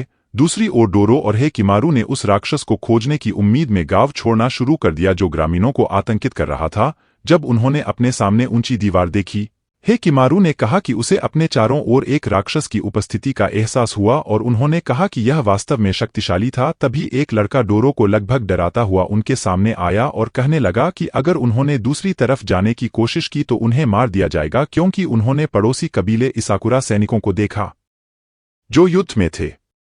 इशिकावा कबीले के लड़के ने खुलासा किया कि अगर वे उनकी भूमि पर जाने की कोशिश करेंगे तो वे उन्हें गोली मार देंगे। हालांकि डोरा ने वहां से न निकलने का दृढ़ निश्चय किया और उसे बताया कि वे उस शक्तिशाली राक्षस को मारने आए थे जो उस दिन बाद में लड़के सुकेरोकू के रूप में क्षेत्र को आतंकित कर रहा था। सूप बनाना शुरू किया तो उसने खुलासा किया कि दीवार बनने से पहले यह स्थान उसका घर हुआ करता था। उन्होंने उसे घर लौटने से रोक दिया था और कहा था कि यह क्षेत्र अब इसाकुरा कबीले का है। हालांकि वह दूसरी तरफ जाने पर आमादा था और उसने कहा कि वह अपने परिवार के साथ फिर से मिलना चाहता है। इसलिए डोरो ने उसकी मदद करने की पेशकश की और कहा कि वे रात में उसे चुपचाप अंदर ले आएंगे। लेकिन उसने उसे बताया कि राक्षस हमेशा इस क्षेत्र को घेरे रहते हैं और हर किसी को देखकर खा जाएंगे। फिर भी डोरा डरी नहीं और उसने कहा कि उसका राक्षस मारने से डियो के महल में राक्षस की देखभाल हो जाएगी। मीना को आश्चर्य हुआ कि वह कहाँ जा रहा है। उसे डर है कि वह अपने बेकार गांव को बचाने के लिए हेकिमारू को मारने का इरादा रखता है। उसने उसे बताया कि उसे 16 साल पहले अपने ही बेटे की बलि देने के लिए दंडित किया जा रहा था, लेकिन डीगो ने कुछ भी नहीं सोचा। यह मायने रखता है और उस रात किसी भी तरह से जाने का फैसला किया। जैसे ही असाकुरा सैनिकों ने अपनी पोस्ट छोड़ी, लड़कों को राक्षसों का शोर सुनाई देने लगा। उनकी आंखों के सामने एक ज्वलंत दानव आकाश से उतरा और उन्हें लगा कि यह एक लोमड़ी है। सुकुरोकू ने खुलासा किया कि यह बैंडमैन था, वह राक्षस जो क्षेत्र में सभी को आतंकित कर रहा था। और उसी समय 1 दर्जन से अधिक लपटें उनके सामने प्रकट हुईं और लोमड़ियों में बदल गईं। जैसे ही एक राक्षस हयाकिमारू पर कूदा, उसने उसे एक ही बार में काट दिया और अन्य राक्षसों को मारना शुरू कर दिया। हालांकि मुख्य लोमड़ी ने अन्य को बुलाया और आकाश में और अधिक आत्माएं हेकिमारू की ओर उड़ती हुई दिखाई दीं। उसी समय जैसे ही उसने उन्हें मारा, एक अन्य राक्षस ने उसके चेहरे पर चोट लगा दी। इसलिए डोरो ने किनारे से पत्थर फेंकना शुरू कर दिया, जिससे वे गायब हो गए और हेकिमारू ने अपने अवसर का एहसास करते हुए उनमें से अधिक को मार डाला। सुकुरोकू ने भागना शुरू कर दिया दूसरी तरफ, लेकिन डोरो ने सोचा कि यह बहुत खतरनाक है क्योंकि उसने उसका पीछा करने की कोशिश की। जैसे ही वह उसे खाने के लिए लौटा, हयाकिमारू ने दौड़कर उसे तुरंत मार डाला। इसलिए डोरो जल्दी से भाग गया और राक्षस एक टीटेल लोमड़ी में विलीन हो गए। वह आग के गोलों से बच गया। लोमड़ी ने उसे जमीन पर पटक दिया। जैसे ही उसने उसे निगलने की कोशिश की, उसने उसे लात मारी और काट दिया। इससे पहले कि तीरों के झुंड ने उसे डरा दिया, जिससे वह गांव के अंदर गायब हो गया। ताहारू ने यह सोचकर हाकिमारू की तलाश शुरू कर दी कि वह ऐसा करेगा उसे अपने परिवार के रहस्य का पता लगाने में मदद करें। लेकिन ऐसी पर ध्यान दें, जैसे ही उसने उसे देखा, वह एक बेकार नटकेस की तरह घबराने लगी और कहने लगी कि राक्षस बच्चा देव को मारने के लिए वापस आ गया है, क्योंकि उसने जानना चाहा कि उसका क्या मतलब है। उसने उसे बताया कि यह वही था। राक्षसों का श्राप और शापित बच्चा देगो और गांव को शाप देने के लिए वापस आ गया है। उसी समय डोरो जंगल में सुकुरोकू के लिए चिल्ला रहा था, लेकिन जल्द ही उसे एहसास हुआ कि उसे दीवार पर सैनिकों ने पकड़ लिया है। किमारू को एहसास हुआ कि एक सेना थी उसके सामने और डियो की आत्मा के अंदर राक्षसों की शक्ति को महसूस किया। जब उसने पूछा कि वह उन लोगों में से कौन था, तो उसने तुरंत डीगो से सीधे बात करने के लिए उसे एक बेकार मूर्ख कहना शुरू कर दिया। किमारू ने अपनी मशालें खटखटाई और डियो की आत्मा को महसूस करने के लिए चमकने लगा। जैसे ही डीगो को एहसास हुआ वह वास्तव में उसका शापित पुत्र था, उसने उस पर हमला करने की कोशिश की, लेकिन वह तुरंत कूद गया क्योंकि उसे आश्चर्य हुआ कि वह अपने दम पर कैसे जीवित रहने में कामयाब रहा। उसने उसे आधा पैदा हुआ राक्षस बच्चा कहा और अपने आदमियों को उसे खत्म करने का आदेश दिया। इसलिए उन्होंने तुरंत तीर चलाए, लेकिन वह दूसरी ओर भाग गया और लोगों ने जंगल के अंदर उसका पीछा किया। जब वह एक पेड़ पर छिप गया तो उसने सोचा कि डियो के शब्दों का क्या मतलब है और उसे एहसास हुआ कि उसे फिर से देखना होगा। दूसरी ओर जब डोरा एक कोठरी के अंदर जागी तो उसे एहसास हुआ कि वह अब थी। इसाकुरा कबीले के एक कैदी ने जब सुकुरोकू को देखा तो उसने सोचा कि क्या उसे अपना गांव मिल गया है, लेकिन उसने उसे बताया कि उसका घर नष्ट हो गया है और यहाँ तक कि उसके परिवार के सभी लोग शायद मर चुके हैं। उसे प्रेरित करने की उम्मीद में डोरो ने उसे बताना शुरू किया कि वे चारों ओर यात्रा कर सकते हैं, दुनिया एक साथ है। लेकिन एक कैदी ने कहा कि अगर वे डियो के क्षेत्र में भाग सकें तो वे अधिक सुरक्षित होंगे। उन्होंने कहा कि दया की देवी उनकी भूमि की रक्षा कर रही थी और राक्षस असाकुरा कबीले को बैंडमैन वॉल से आगे जाने से रोक रहा था। उसी समय डोरो ने देखा उसकी शिखा पर और उसे एहसास हुआ कि घास किमारू की थैली पर भी वही प्रतीक है। इसलिए उस आदमी ने खुलासा किया कि यह डियो के कबीले की शिखा थी। तभी उसने कोठरी के अंदर के उद्घाटन को देखा और सोचा कि यह शायद उन्हें बाहर ले जाएगा। हालांकि जब उसने सुझाव दिया कि वे भाग जाएं, साथ में सुकेरोकू ने उसे बताया कि वह बहुत डरा हुआ है और कैदी ने कहा कि वे कभी भी भाग नहीं सकते हैं। फिर भी डोरो जीवित रहने के लिए दृढ़ थी और उसने सुकेरोकू के बचाव के लिए वापस लौटने का वादा किया था। इसलिए वह चट्टानों पर चढ़ने लगी, लेकिन एक गार्ड ने उसे देखा और तुरंत बैकअप के लिए बुलाया। जैसे ही एक गार्ड ने उस पर तीर चलाने की कोशिश की, सुकेरोकू उसे रोकने में कामयाब रहा और तीरों ने अपना लक्ष्य खो दिया क्योंकि वह भागने के लिए उस पर चिल्लाया। जैसे ही वह बाहर निकली, वह चट्टानों से फिसल गई और देव के महल ताहारू में एक धारा में गिर गई।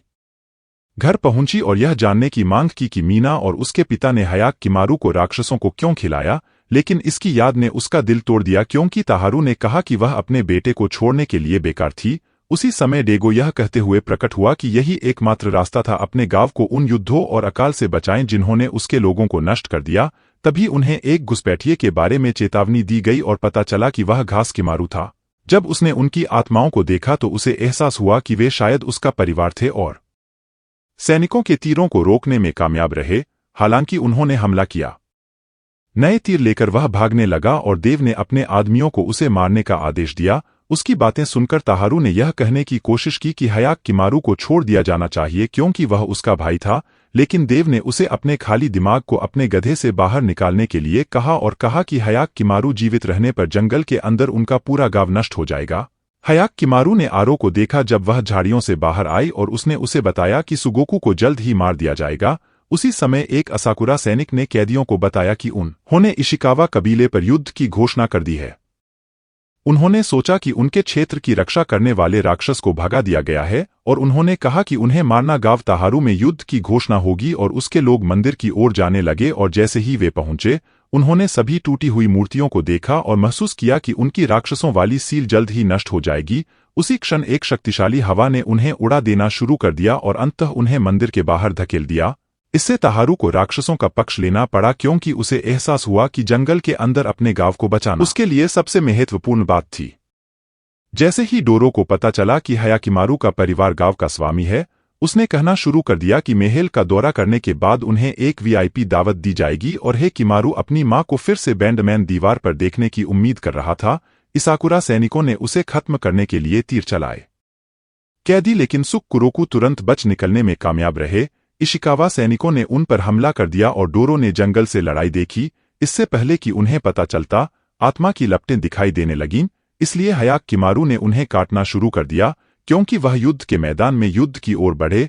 एक राक्षस ने एक सैनिक को खा लिया, इसलिए इसाकुरा कबीले ने यह महसूस करते हुए भागना शुरू कर दिया कि वे युद्ध नहीं जीत सकते। तभी इशिकावा सैनिकों ने हे किमारू को देखा और डेगो ने अपने लोगों को बताया कि वह उनके गांव को धमकी देने वाला राक्षस था क्योंकि हे किमारू ने उन सैनिकों में से एक को देखा जिन्होंने मुंह और अनाथों को मार डाला था। स्मृति पर क्रोधित हो गया और उन सभी को नष्ट करने के लिए तैयार था। हालांकि डोरो उसे वापस पकड़ने में कामयाब रहा और आखिरकार उसे शांत कर दिया। तभी ताहारू आया और उसे बताया कि वह उसका छोटा भाई था और उनके पिता ने वास्तव में उसे गांव के लिए बलिदान के रूप में पेश किया था। उन्होंने सोचा कि ऐसा करना सही काम है और उन्होंने कहा कि राक्षसों के साथ सील तोड़ने से उनका गांव बर्बाद हो जाएगा। ऐसा होने से रोकने के लिए उन्होंने कहा कि हयाक किमारू अब उनकी भूमि में एक राक्षस था और उसे तुरंत नष्ट कर दिया जाना चाहिए। इसलिए उसने अपनी तलवार खींची और निर्णय लिया उस पर हमला करने के लिए, लेकिन डोरो ने सोचा कि यह एक बहुत बुरा सपना होगा और उसने सुकेरोकू को बचाने के लिए जल्दबाजी की। उसी समय भाइयों ने तलवारें चलाना शुरू कर दिया, लेकिन जैसे ही डोरो ने लड़के को मुक्त करने की कोशिश की, एहसास हुआ कि आत्मा लोमड़ियां लौट रही थीं, इसलिए उसने रस्सियों को काटने की कोशिश की। आत्माएं एक डिटेल्ड लोमड़ी में विलीन हो गईं। सुकुरोकू ने डोरो को भागने के लिए कहने की कोशिश की, लेकिन वह किमारू की मदद के लिए चिल्लाने लगी। उसने तुरंत ताहारू का चेहरा काट दिया और दानव की ओर दौड़ते हुए उसने उसे 1000 से अधिक बार काटा, जब तक कि वह उसी क्षण दीवार से नहीं टकरा गया। मीना दया की देवी की टूटी हुई मूर्ति को प्रकट करते हुए पहुंची और घास किमारू से माफी मांगने लगी। उसने उससे कहा कि वह उसे नहीं बचा सकती और कहा कि पूरा गांव उसके भस्म किए गए शरीर के हिस्से पर निर्भर करता है। हालांकि उसने सोचा कि वह इसके बजाय खुद को पेश कर सकती है और इससे पहले कि वे कुछ समझ पाते, इन्हें खुद को अलग कर लिया। उसी समय दीवार पर एक चमकदार रोशनी दिखाई दी और जैसे ही वह ढहने लगी, वे सभी घटनास्थल से भाग गए। बाद में दुर्घटनास्थल पर डोरा ने सोचा कि वे आगे कहां जाएंगे, लेकिन सुकुरयू का परिवार पहाड़ों पर दिखाई दिया और उसे पता चला कि वे अभी भी जीवित हैं। इसलिए गांव में कोई और व्यवसाय नहीं होने के कारण साथी इस उम्मीद से चले गए कि वे कभी वापस नहीं लौटेंगे। हालांकि जैसे जैसे सप्ताह बीतते गए हयाक किमारू को अपनी मां की याद आती रही और वह रात में सो भी नहीं सका। जब डोरो ने पूछा कि क्या वह इस बात से चिंतित था कि उसने उससे कहा था कि वह दुनिया के हर एक राक्षस को मारना चाहता है और जाने लगा तो वह सड़क पर उसके पीछे भागी। जब उसने उसे यह सोचकर थोड़ा आराम करने की कोशिश की कि वह शायद खुद को बहुत जोर से धकेल रहा है। कुछ दिनों बाद जब वे दूसरे गांव की ओर एक पुल पार कर रहे थे तो डोरो ने हे किमारू को बताया कि पास में एक हॉट स्प्रिंग है और उन्होंने सुझाव दिया कि वे उसमें सो जाएं। हालांकि जब उसे एहसास हुआ कि हाय किमारू केवल राक्षसों का शिकार करने के लिए दृढ़ था तो वह चिल्ला पड़ी कि एक राक्षस को झरने के करीब देखा गया था, जिससे वह सफलतापूर्वक रुक गया था। इस बीच डियो के गांव में फिर से बारिश शुरू हो गई थी और डेगो को राहत मिली थी कि युद्ध रद्द कर दिया गया था, लेकिन मीना को अभी तक होश नहीं आया था। हालांकि बारिश वापस आने के बाद उसने यह सोचा यह एक संकेत था कि राक्षसों ने अपनी सील नहीं तोड़ी है, लेकिन आश्चर्य है कि वे कब तक उसका समर्थन करते रहेंगे, क्योंकि घास किमारू तब तक नहीं रुकेगी जब तक कि वे सभी मर नहीं गए। वे पानी में भीग गए और जल्द ही उन्हें एहसास हुआ कि मुनी भी यहाँ थी। इसलिए उसने उनसे कहा कि संभवत अगले दिन वे जहां भी जाएं, मिलना तय है। डोरो ने एक नक्शा देखा जो उसकी पीठ पर खुदा हुआ था और मुनी ने कहा कि यह शायद तभी स्पष्ट होगा जब उसका शरीर गर्म हो जाएगा। डोरो को याद आया कि उसकी मां ने एक बार इसका आधा हिस्सा प्रकट किया था। उसने उसे नक्शा दिया और कहा कि नक्शा उसे उसके पिता के खजाने तक ले जाएगा। उसने उससे कहा था कि जब उसे कोई मिल जाएगा जिस पर वह भरोसा कर सकती है तो वह पता लगाएगी कि इसे कैसे खोजा जाए। लेकिन डोरो कभी नहीं समझ पाई कि उसके शब्दों का क्या मतलब था और उसने खुलासा किया कि वह पूरी तरह से भूल गई थी। खजाने के बारे में उसके विकल्पों को समझने के बाद मनी ने उससे पूछने का फैसला किया कि एक बार जब हे किमारू सफलतापूर्वक अपने सभी शरीर के अंगों को पुनः प्राप्त कर लेगा तो वह क्या करेगी। उसने सोचा कि खजाना उसके काम आएगा और उसने कहा कि वह अपना खुद का क्षेत्र भी बना सकती है और हमेशा के लिए एक खुशहाल जीवन जी सकती है। जब वे जंगल में पहुंचे तो उन्होंने एक बदसूरत भूत देखा और डोरो ने खुद को दूर छिपा लिया। हालांकि हे किमारू ने सोचा कि वे थे राक्षस और भूतों में से एक उनकी आंखों के सामने से गायब हो गया। तभी एक विशाल भूत डोरो के पास आकर मां का आलिंगन मांगने लगा, लेकिन लड़की यह देखकर डर गई और जैसे ही उसने चिल्लाने की कोशिश की वह उसके ऊपर गिर गया और लगभग उसे कुचल दिया। हयाक किमारू की मदद के लिए उसने केवल यह कहकर उसे नजरअंदाज कर दिया कि यह कोई राक्षस नहीं है। इसलिए भूत ने डोरो को अपने बच्चे की तरह पकड़कर उनका पीछा करना शुरू कर दिया और जल्द ही वे एक खंडहर मंदिर में पहुंच गए। इसलिए बदसूरत भूत ने हे किमारू को एक स्थान पर निर्देशित किया क्योंकि उसने जांच की थी रेत। उसने पाया कि यह तेल था और डोरो ने कहा कि तेल शायद जल गया था। उसी समय बड़े भूत ने डोर को पकड़ लिया और एक बार फिर अपनी मां को बुलाया, लेकिन बेचारी लड़की उससे बहुत दूर जाने के लिए बेताब थी। तभी वह गायब हो गया और एक अजीब आदमी वह उनके सामने प्रकट हुए और उन्हें बताया कि यह जंगल रात में भूथा होता है और कहा कि यह यात्रियों के लिए बहुत खतरनाक है क्योंकि उन्होंने मृतकों को अंतिम सम्मान दिया। उन्होंने उन्हें अपने घर पर रात्रि भोज के लिए आमंत्रित किया और कहा कि उन्हें भूतिया बनते देखने की कोई इच्छा नहीं है। भूत का मांस हालांकि डोरो को लगा कि उसकी आंखें डरावनी हैं और उसने खुद को छिपा लिया क्योंकि उस आदमी ने खुद को सबम के रूप में पेश करते हुए कहा कि वह भूमि का स्वामी था। हे किमारू ने अपनी आत्मा के आसपास एक राक्षस ए को देखा, लेकिन जब वे वहां पहुंचे तो उन्होंने वैसे भी उसका पीछा करने का फैसला किया। उनका घर उन्हें एहसास हुआ कि यह जंगल के अंदर था, लेकिन नर्तकियों के एक समूह ने प्रदर्शन के साथ उनका स्वागत किया और डोरो ने अपना भोजन ऐसे खाया जैसे उसने कई दिनों से खाना नहीं खाया हो। उसने सोचा कि साबिन शायद एक दयालु व्यक्ति था जो उन्हें इतना भोजन प्रदान करता था। इसलिए भगवान ने कहा। डोरो ने अपने अवसर को महसूस करते हुए कहा कि वह अपने सामने आने वाले हर यात्री का स्वागत करता है। डोरो ने यह पूछने का फैसला किया कि पहले मंदिर को कैसे जलाया गया, लेकिन नर्तकियां उसी क्षण रुक गईं और सभी महिलाएं कमरे से बाहर चली गईं। डोरो ने सोचा कि यह अजीब था, लेकिन सबम ने फैसला किया कहानी का खुलासा करने के लिए। कुछ साल पहले एक नन ने मंदिर में अनाथ बच्चों की देखभाल की, लेकिन जल्द ही उन्हें जानवरों की तरह गुलाम बनाना शुरू कर दिया और उन्हें दूर के गांवों में बेचने से पहले खेतों पर काम करने के लिए मजबूर किया। हालांकि एक दिन मंदिर पर बिजली गिरी और मंदिर अस्त हो गया। जब हे किमारू को आश्चर्य हुआ कि जंगल में किसका भूत घूम रहा है, तो सभी के अंदर आग लग गई। भगवान ने उन्हें बताया कि यह नन की आत्मा थी। उसके पापों के कारण उसे स्वर्ग से बाहर कर दिया गया था और उसने कहा कि वह हमेशा नए यात्रियों की तलाश में रहती थी। हालांकि उस रात खाने के लिए जब वे सोने की तैयारी कर रहे थे तो डोरो को आश्चर्य हुआ कि क्या सबकी कहानी वास्तव में सच है, लेकिन हयाक किमारू ने कहा कि यह शायद नहीं था। डोरो ने कहा कि रेत पर गिरा हुआ तेल साबित करता है कि मंदिर को जानबूझकर जलाया गया था और आश्चर्य हुआ कि क्या कोई राक्षस हमला करेगा। रहस्य को सुरक्षित रखने के लिए जब वे उस रात सो रहे थे तो लकड़ी पर एक राक्षस दिखाई दिया और डोरो को एहसास हुआ कि वे खाने वाले थे, इसलिए उसने हयाक किमारू को जगाने की कोशिश की, लेकिन पता चला कि वह गहरी नींद में सो रहा था।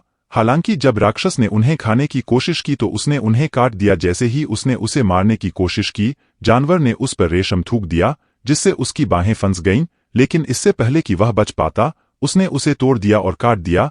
जीवित रहने के लिए बेताब राक्षस ने एक और रेशम उगल दिया, लेकिन वह उसमें घुस गया और वार कर दिया। यह पेट में गहराई तक था। हालांकि जैसे ही उन्हें लगा कि यह मर गया है, यह चिल्लाने लगा और दरवाजे खुल गए। तभी एक नया राक्षस उनके सामने आया और हेकिमारू को एहसास हुआ कि यह एक राक्षस था, लेकिन उसने उनका ध्यान भटकाने के लिए एक अजीब सी धूल फेंकी और उसे ले गया। शांति के साथ जानवर को दूर भगाया।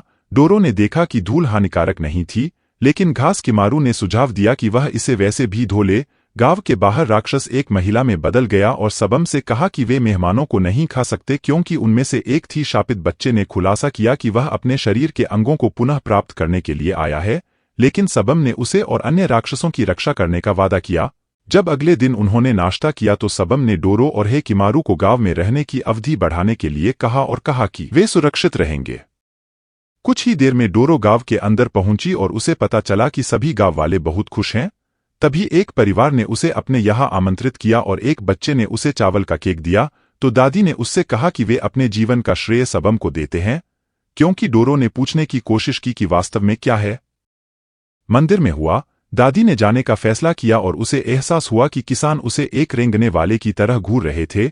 उसी समय हयाक किमारू ने जंगल में सबम का पीछा करना शुरू कर दिया और यहाँ तक कि जब तक वह चला गया तब तक उसका पीछा किया। हालांकि जब वह एक खुले स्थान पर पहुंचा उसे एहसास हुआ कि सबम ने जानबूझकर उसे यहाँ फुसलाया था और उसने उससे कहा कि वह गांव का नजारा देखने के लिए इस स्थान पर आता है। दूसरी ओर डोरो भंडारगृह ढूंढने में कामयाब रही, लेकिन उसे आश्चर्य हुआ कि यह गांव से इतनी दूर क्यों बनाया गया था। उसने सोचा कि यह निश्चित रूप से अजीब था और आश्चर्य हुआ कि ग्रामीण ढोंगी के झुंड की तरह क्यों व्यवहार कर रहे थे, इसलिए उसने अंदर देखने का फैसला किया। लेकिन उसे एहसास हुआ कि भंडारगृह चावल से भरा हुआ था। उसने सोचा कि वे सभी शायद मेहनती लोग थे और उसने वहां से जाने का फैसला किया, लेकिन वह फर्श पर गिर गई। उस पल उसे पता चला कि यह वास्तव में एक छिपा हुआ जाल था और उसने इसे खोलने का फैसला किया। इससे पहले कि वह कुछ समझ पाती, एक ग्रामीण ने उसे यह कहते हुए अंदर से बाहर कर दिया कि वह इतनी नासमझ होने के कारण खा जाने लायक है और वे केवल अपने गांव की रक्षा करने की कोशिश कर रहे थे। समय सबम ने हेकिमारू को बताना शुरू किया कि गांव उसका एकमात्र घर है और वह इसे हर खतरे से बचाएगा। उसने कहा कि यहाँ तक कि राक्षस भी उसके लोग थे और वह अपनी आखिरी सांस तक उनकी रक्षा करेगा। इसलिए उसने उसे कहानी बताने का फैसला किया। उनके गांव पर 16 साल पहले समुराई ने हमला किया था, जो युद्ध से भाग गया था और उस जगह को बंजर भूमि में बदल दिया था। उसी समय एक शक्तिशाली राक्षस उसके सामने आया और लगातार रात्रिभोज के बदले में उनकी रक्षा करने की पेशकश की, इसलिए उसने उनकी बात स्वीकार कर ली। प्रस्ताव के अनुसार उन्होंने समुराई को निगलना शुरू कर दिया और अंततः गांव में शांति ला दी। उसे आश्चर्य हुआ कि है मारू का असली उद्देश्य क्या था और उसने उससे पूछने का फैसला किया कि वह राक्षसों को मारने पर क्यों तुला हुआ था। इसलिए है मारू ने उसे बताया कि वह उसके शरीर के हर एक हिस्से को पुनः प्राप्त करना चाहता है। भूमिगत हिस्से के अंदर डोरो ने मदद के लिए चिल्लाने की कोशिश की, लेकिन उसे एहसास हुआ कि वह मूल रूप से कभी भी पाए जाने से निराश थी, क्योंकि उसे आश्चर्य हुआ कि वह हेकिमारू को कैसे बता सकती है कि वह फंस गई थी। अंधेरे में कई राक्षस दिखाई दिए और वह अपनी जान बचाने के लिए भागने लगी। सिल्क ने उसके टखने को पकड़ लिया और उसे रेत पर गिरा दिया। उसने खुद को ऊपर खींचने की कोशिश की, लेकिन उसके सामने हड्डियां देखीं और उसकी आंखों के सामने एक बड़ा भूत प्रकट हुआ जिसने राक्षसों को तुरंत रोक दिया, क्योंकि डोरा को आश्चर्य हुआ कि यह कहां से आया था।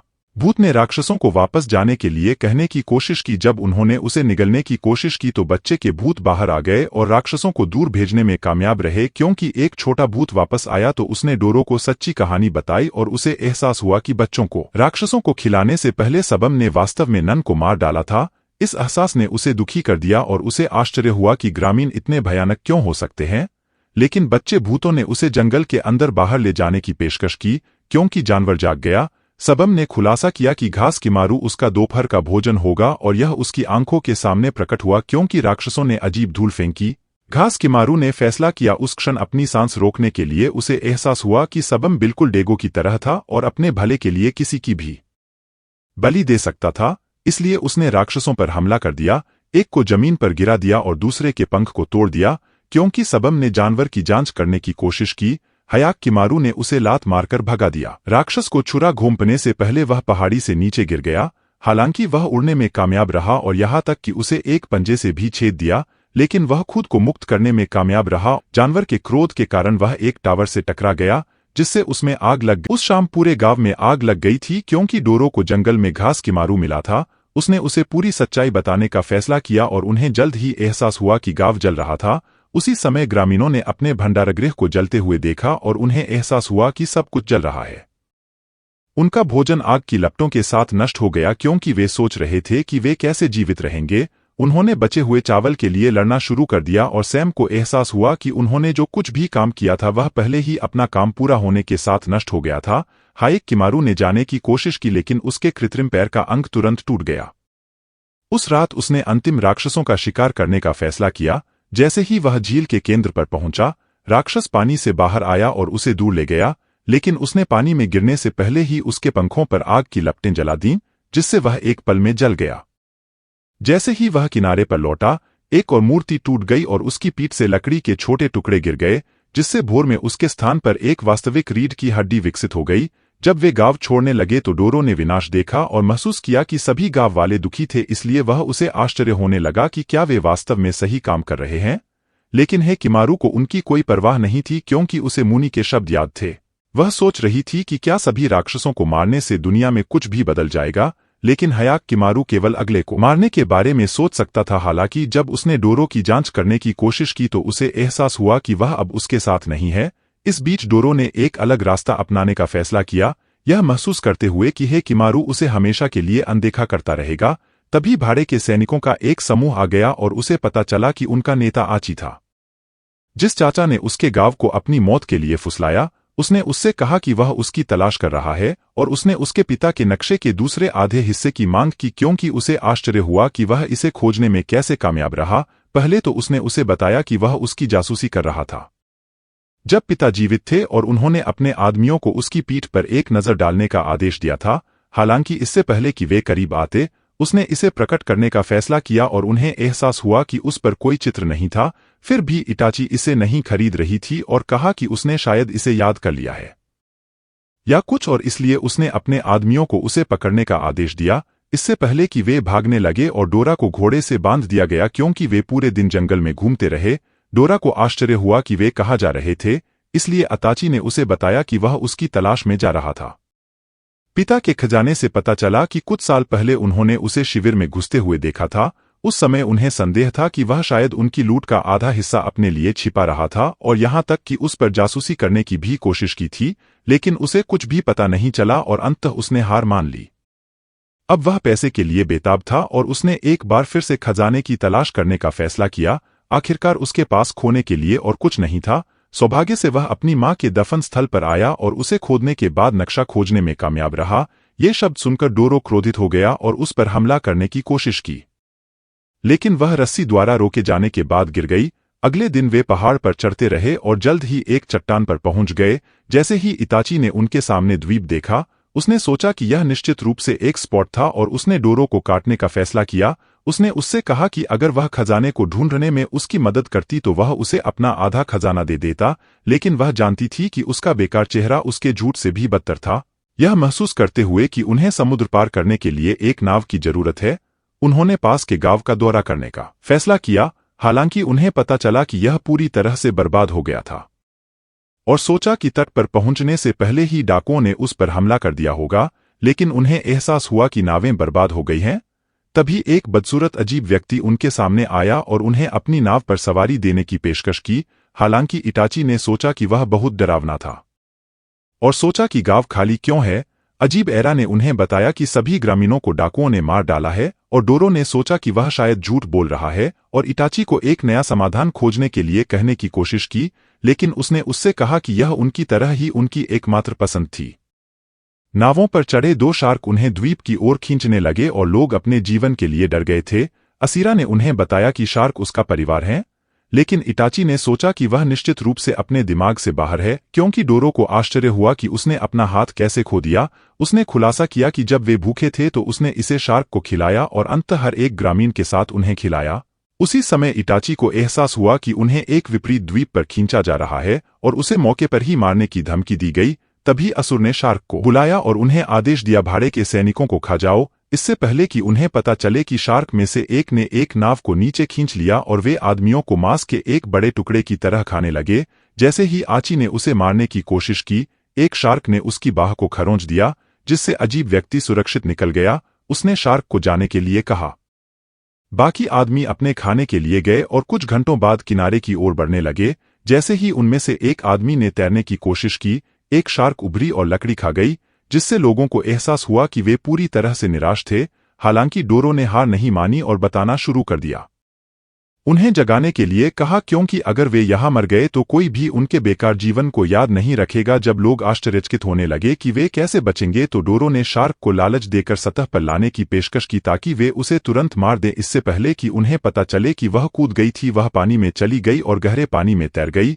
जैसे ही वह शार्क से बच गई, उसने रस्सी खींची, इसलिए वे उसे सतह की ओर खींचने लगे।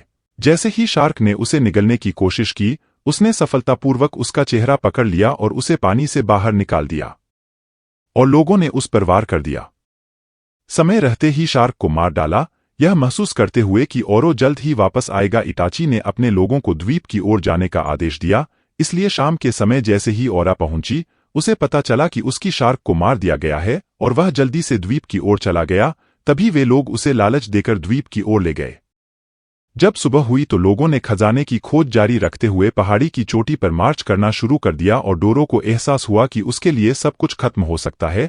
उसी क्षण असुर को होश आया और उसने अपने शार्क को आदेश दिया। इस बीच युद्ध के मैदान में सभी लोगों को निगल लिया गया।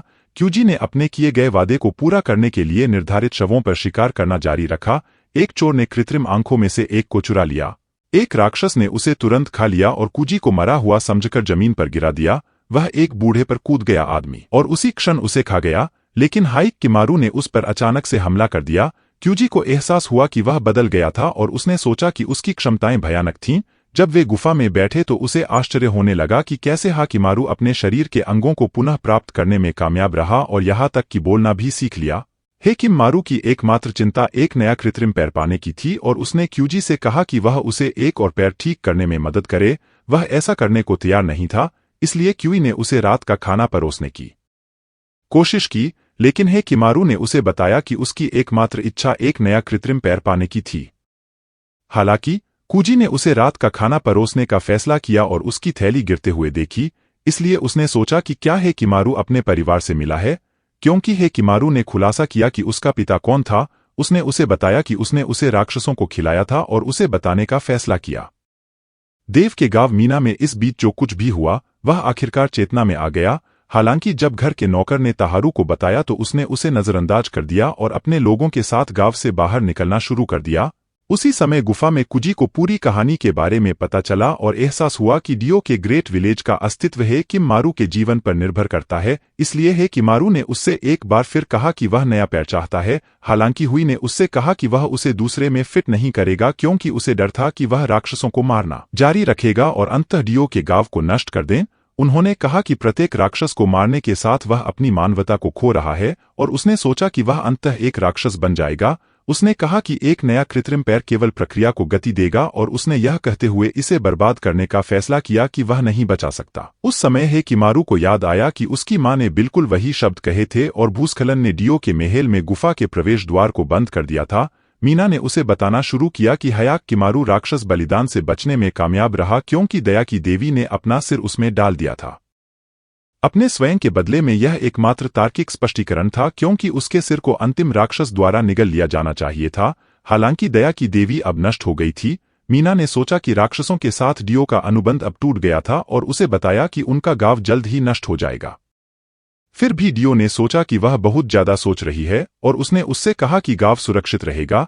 हालांकि जब वह बाहर पहुंचा तो उसके जासूस ने उसे बताया कि डोरा को एक द्वीप पर देखा गया था और उसने सोचा कि हेकिमारू निश्चित रूप से उसके साथ था। इसलिए डियो ने ताहारू को आदेश दिया वह तुरंत उसे ढूंढ लेता है।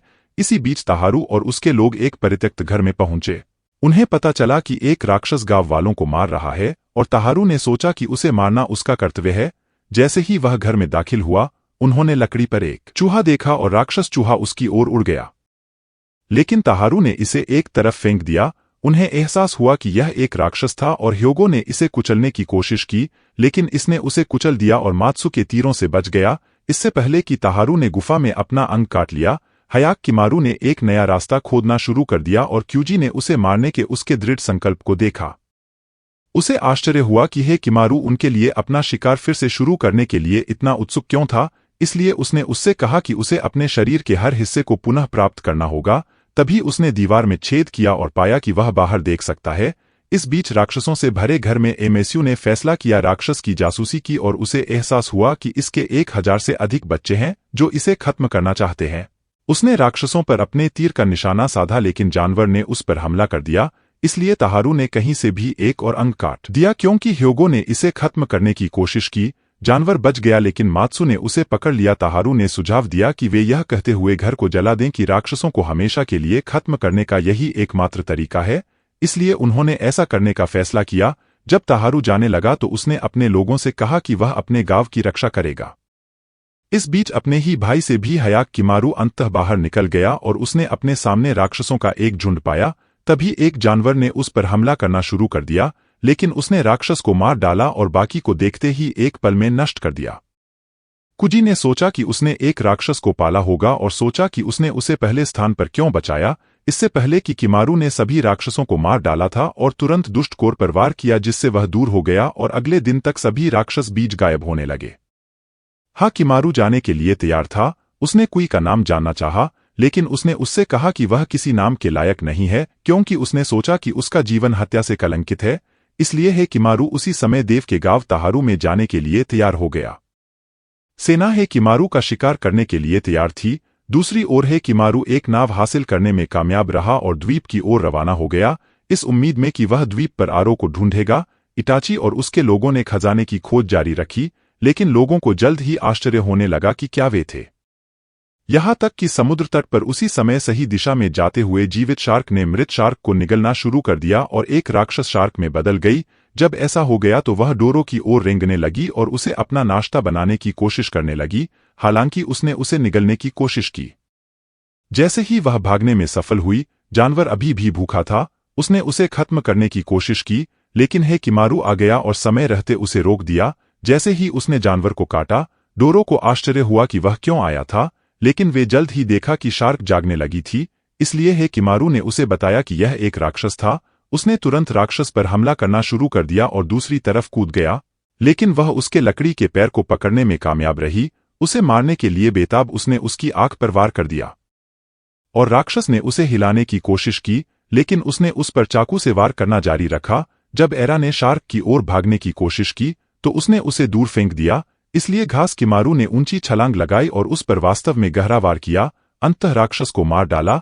हायाकिमारू ने डोरो और उसके साथ सिर रगड़ने का फैसला किया। उसके बचाव में आने के लिए उसे धन्यवाद दिया। तभी हायाकिमारू कराहने लगा और जैसे ही लकड़ी गिरी, डोरो को एहसास हुआ कि उसका एक नया पैर निकल गया है। हालांकि समय समाप्त होने के साथ डोरो ने सुझाव दिया कि वे तुरंत इटाची को ढूंढ लें, इसलिए वे इस बीच पहाड़ की ओर जाने लगे। इटाची पर्वत पर और आदमी एक गुफा में पहुंचे और उसने सोचा कि खजाना निश्चित रूप से इसे खोजने के लिए उत्सुक था।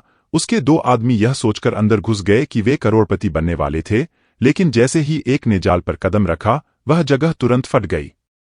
इटाची ने सोचा कि उसे सब कुछ पता चल गया है और उसने यह कहने की कोशिश की कि वह अब निश्चित रूप से खजाना ढूंढ लेगा।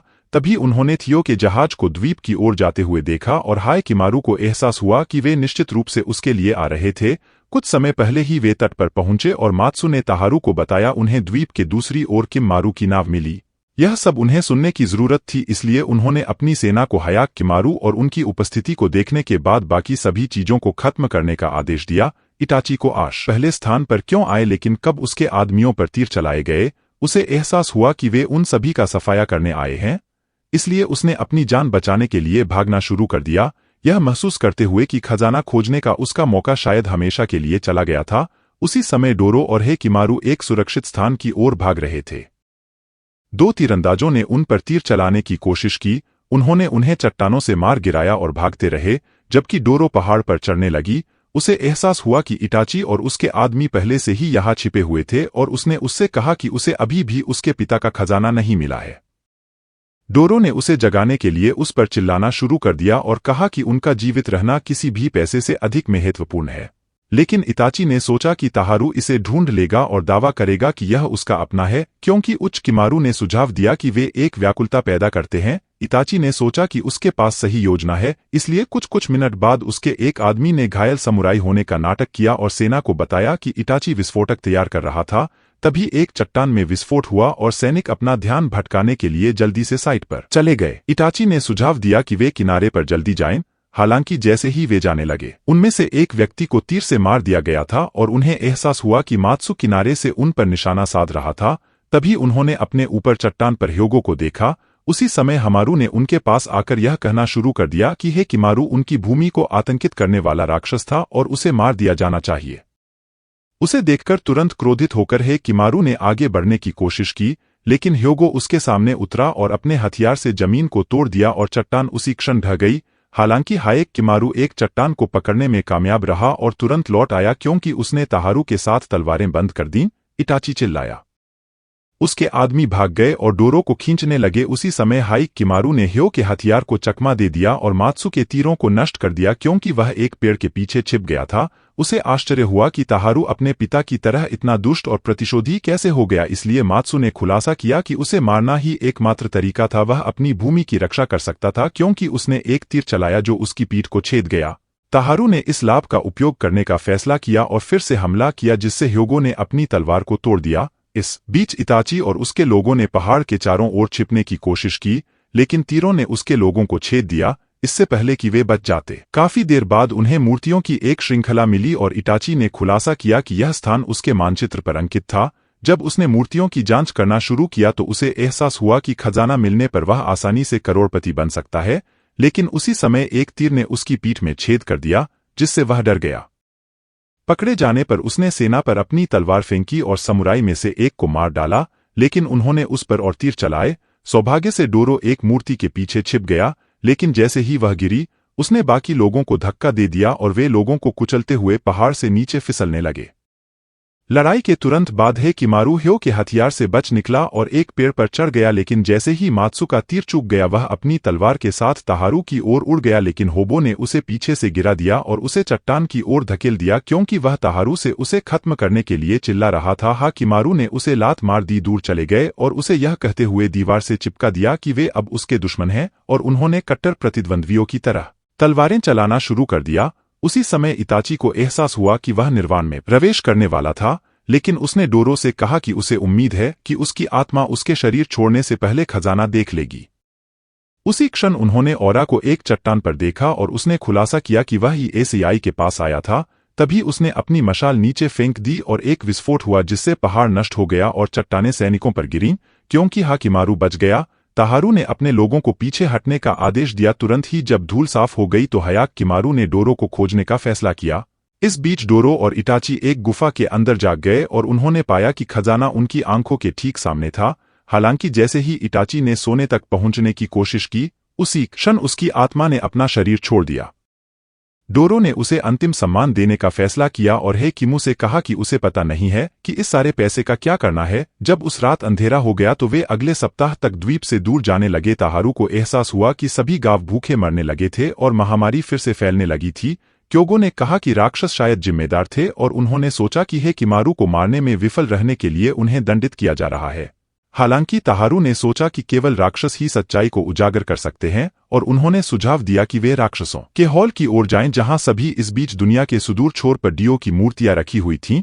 डोरो को एहसास हुआ कि यह गिर गया है और उसने सोचा कि यह पहली बार क्यों है। जब उसने एक पल के लिए आराम किया था, एक आदमी पहाड़ पर दिखाई दिया और सोच रहा था कि क्या वे राक्षसों की तलाश में आए थे। जब डोरा को आश्चर्य हुआ कि वह कौन है, उसने उसे बताया कि वह उसी राक्षस की तलाश में आया था। इसलिए जब वह उन्हें ले जाने लगा तो उसने बताया कि उसका नाम सबीरा है और कहा कि वह 6 महीने से अधिक समय से राक्षस का शिकार कर रहा है। बताया कि यह एक राक्षस था। शक्तिशाली जानवर ने सबूत के तौर पर अपने निशान का खुलासा किया, क्योंकि जब उसने उसकी मां को खा लिया था तब से वह अपना बदला लेने का इंतजार कर रहा है। हालांकि हेकिमारू ने उसके द्वारा कहे गए एक भी शब्द पर विश्वास नहीं किया और डोरो को दूर ले जाने का फैसला किया, इससे पहले कि वे शीर्ष पर पहुंचे एक पहाड़ और सबूरा ने उन्हें बताया कि जानवर हमेशा यहां दिखाई देता है। तभी वह एक चट्टान पर दिखाई दिया और डोरो को एहसास हुआ कि यह राक्षस वैसा नहीं था जैसा उन्होंने कभी लड़ा हो। हालांकि जब हेकिमारू को पता चला कि यह वास्तव में एक राक्षस था तो उसने तुरंत उस पर हमला कर दिया और राक्षस ने उस पर पलटवार किया। जैसे ही वह उसकी मुट्ठी से बच गया, वह पीछे कूद गया, लेकिन जल्द ही उसे एहसास हुआ कि सांप की पूंछ देव डोरो को निगलने वाली है।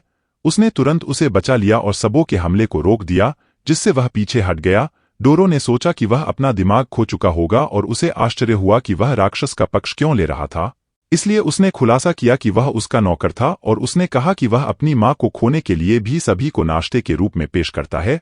तभी जानवर उन पर हमला करने लगा, लेकिन हेकिमारू अपने रास्ते से हट गया, जिससे यह हुआ चट्टान से टकराने से पहले ही चट्टान टूट गई और चट्टानें जमीन पर गिर गईं। कुछ मिनट बाद जैसे ही डोरो को होश आया, उसे एहसास हुआ कि उसका हाथ मलबे में फंस गया था। जैसे ही उसने उसे बाहर निकालने की कोशिश की, उन्हें पता चला कि पानी शुरू हो रहा था जमीन से बाहर आने के लिए और उसे एहसास हुआ कि कुछ ही देर में उस जगह पर पानी भर जाएगा। अपनी घास को बचाने की उम्मीद में किमारू ने अपना हाथ बाहर निकालने की कोशिश की, लेकिन जैसे ही वह पीछे गिरा, डोरो को एहसास हुआ कि उसकी नकली भुजाएं घास के बावजूद भी बहुत बेकार थीं। किमारू ने हार नहीं मानी और चट्टान को धकेलने की कोशिश की, लेकिन कुछ ही समय में उनके चारों ओर एक तालाब बन गया और उसकी डाली टूटने लगी। डर था कि वह नहीं रुकेगा। डोरो ने उसे यह बताने की कोशिश की कि वह खुद ही बच जाएगी, लेकिन अधिक पानी बहने लगा और लगभग उसे बचाने की कोशिश में हेकिमारू ने और भी जोर से धक्का दिया, जब तक कि उसकी डाली पूरी तरह से टूट नहीं गई और डोरो डूबने लगा क्योंकि उसकी हताशा बढ़ गई। हेकिमारू ने चट्टान को तोड़ने की कोशिश की, लेकिन यह भी सामंती था। हालांकि पैसा ठीक समय पर प्रकट हुआ और उसने अपनी तलवार बोल्डर क्रैकिंग में मार दी। यह और डोरो को बचाते हुए उसने तुरंत खुलासा किया कि वह इस क्षेत्र के भीतर ही था और ठीक समय पर यहां आकर खुश था। हालांकि हेकिमारू के पास चिट चैट के लिए समय नहीं था और वह पहाड़ पर पहुंचते ही अपने नकली हथियारों को छोड़कर जाने लगा। साबोदा को आश्चर्य हुआ वह जीवित रहने में कैसे कामयाब रहा, लेकिन हेकिमारू ने उसे बताया कि वह यहां राक्षस को खत्म करने के लिए आया था। जानवर तुरंत उसके ऊपर कूद गया, लेकिन उसने उसे अपनी तलवारों से उठाया और तुरंत काट दिया। जैसे ही राक्षस पीछे हट गया, हेकिमारू उसके पास आने लगा और उसे काट दिया। उसे रोकने के लिए फिर से बेताब सवेरा अपनी तलवार के साथ उड़ गया, लेकिन उसने उसके हमले को रोक दिया और बिना किसी हिचकिचाहट के उसे एक तरफ फेंक दिया। वह राक्षस के ऊपर कूद गया और यह देखते ही उसका चेहरा आधा काट दिया। काश वह भी उसके जैसा शक्तिशाली होता, और उसने सोचा वह इसी तरह की चाल से अपनी मां को बचा सकता था। जब हेकिमारू ने इसे खत्म करने की कोशिश की तो सबोआ ने उसे जमीन पर गिरा दिया और उससे कहा कि वह चाहता है कि वह एक बेहतर योद्धा होता। तभी राक्षस ने उसे खा लिया और इससे पहले कि हेकिमारू उसे मार पाता, गायब हो गया। उसकी आंखों के सामने उसने अपने पंख खोल दिए। एक शक्तिशाली आभा ने उसे घेर लिया और राक्षस का एक अजीब चेहरा उभर आया। जैसे ही वह हेकिमारू की ओर उड़ गया, वह उसे मारने के लिए दृढ़ संकल्पित होकर खड़ा हो गया। कुछ मिनट बाद जब डोरो पहाड़ पर पहुंची तो उसे पता चला कि राक्षस सांप की पूंछ काट दी गई थी, और जब उसने खून के निशान का पीछा किया तो उसने देखा कि दानव के शरीर के अंग हर जगह थे। तभी उसे एहसास हुआ कि हेकिमारू ने जानवर को पूरी तरह से नष्ट कर दिया था और यहां तक कि उसकी तलवार भी उसके अंतिम समय में सबोड़ा में घुस गई थी। सबोड़ा को एहसास हुआ कि हेकिमारू बिल्कुल भी इंसान नहीं था, लेकिन उसने अपना सिर काट दिया और मूवी का अंत होती है। दोस्तों, यह रिव्यू आपको कैसा लगा? अधिक वीडियोस के लिए हमारे चैनल को सब्सक्राइब करके सपोर्ट करें। सी यू, मिलते हैं नेक्स्ट वीडियो में। Bye bye.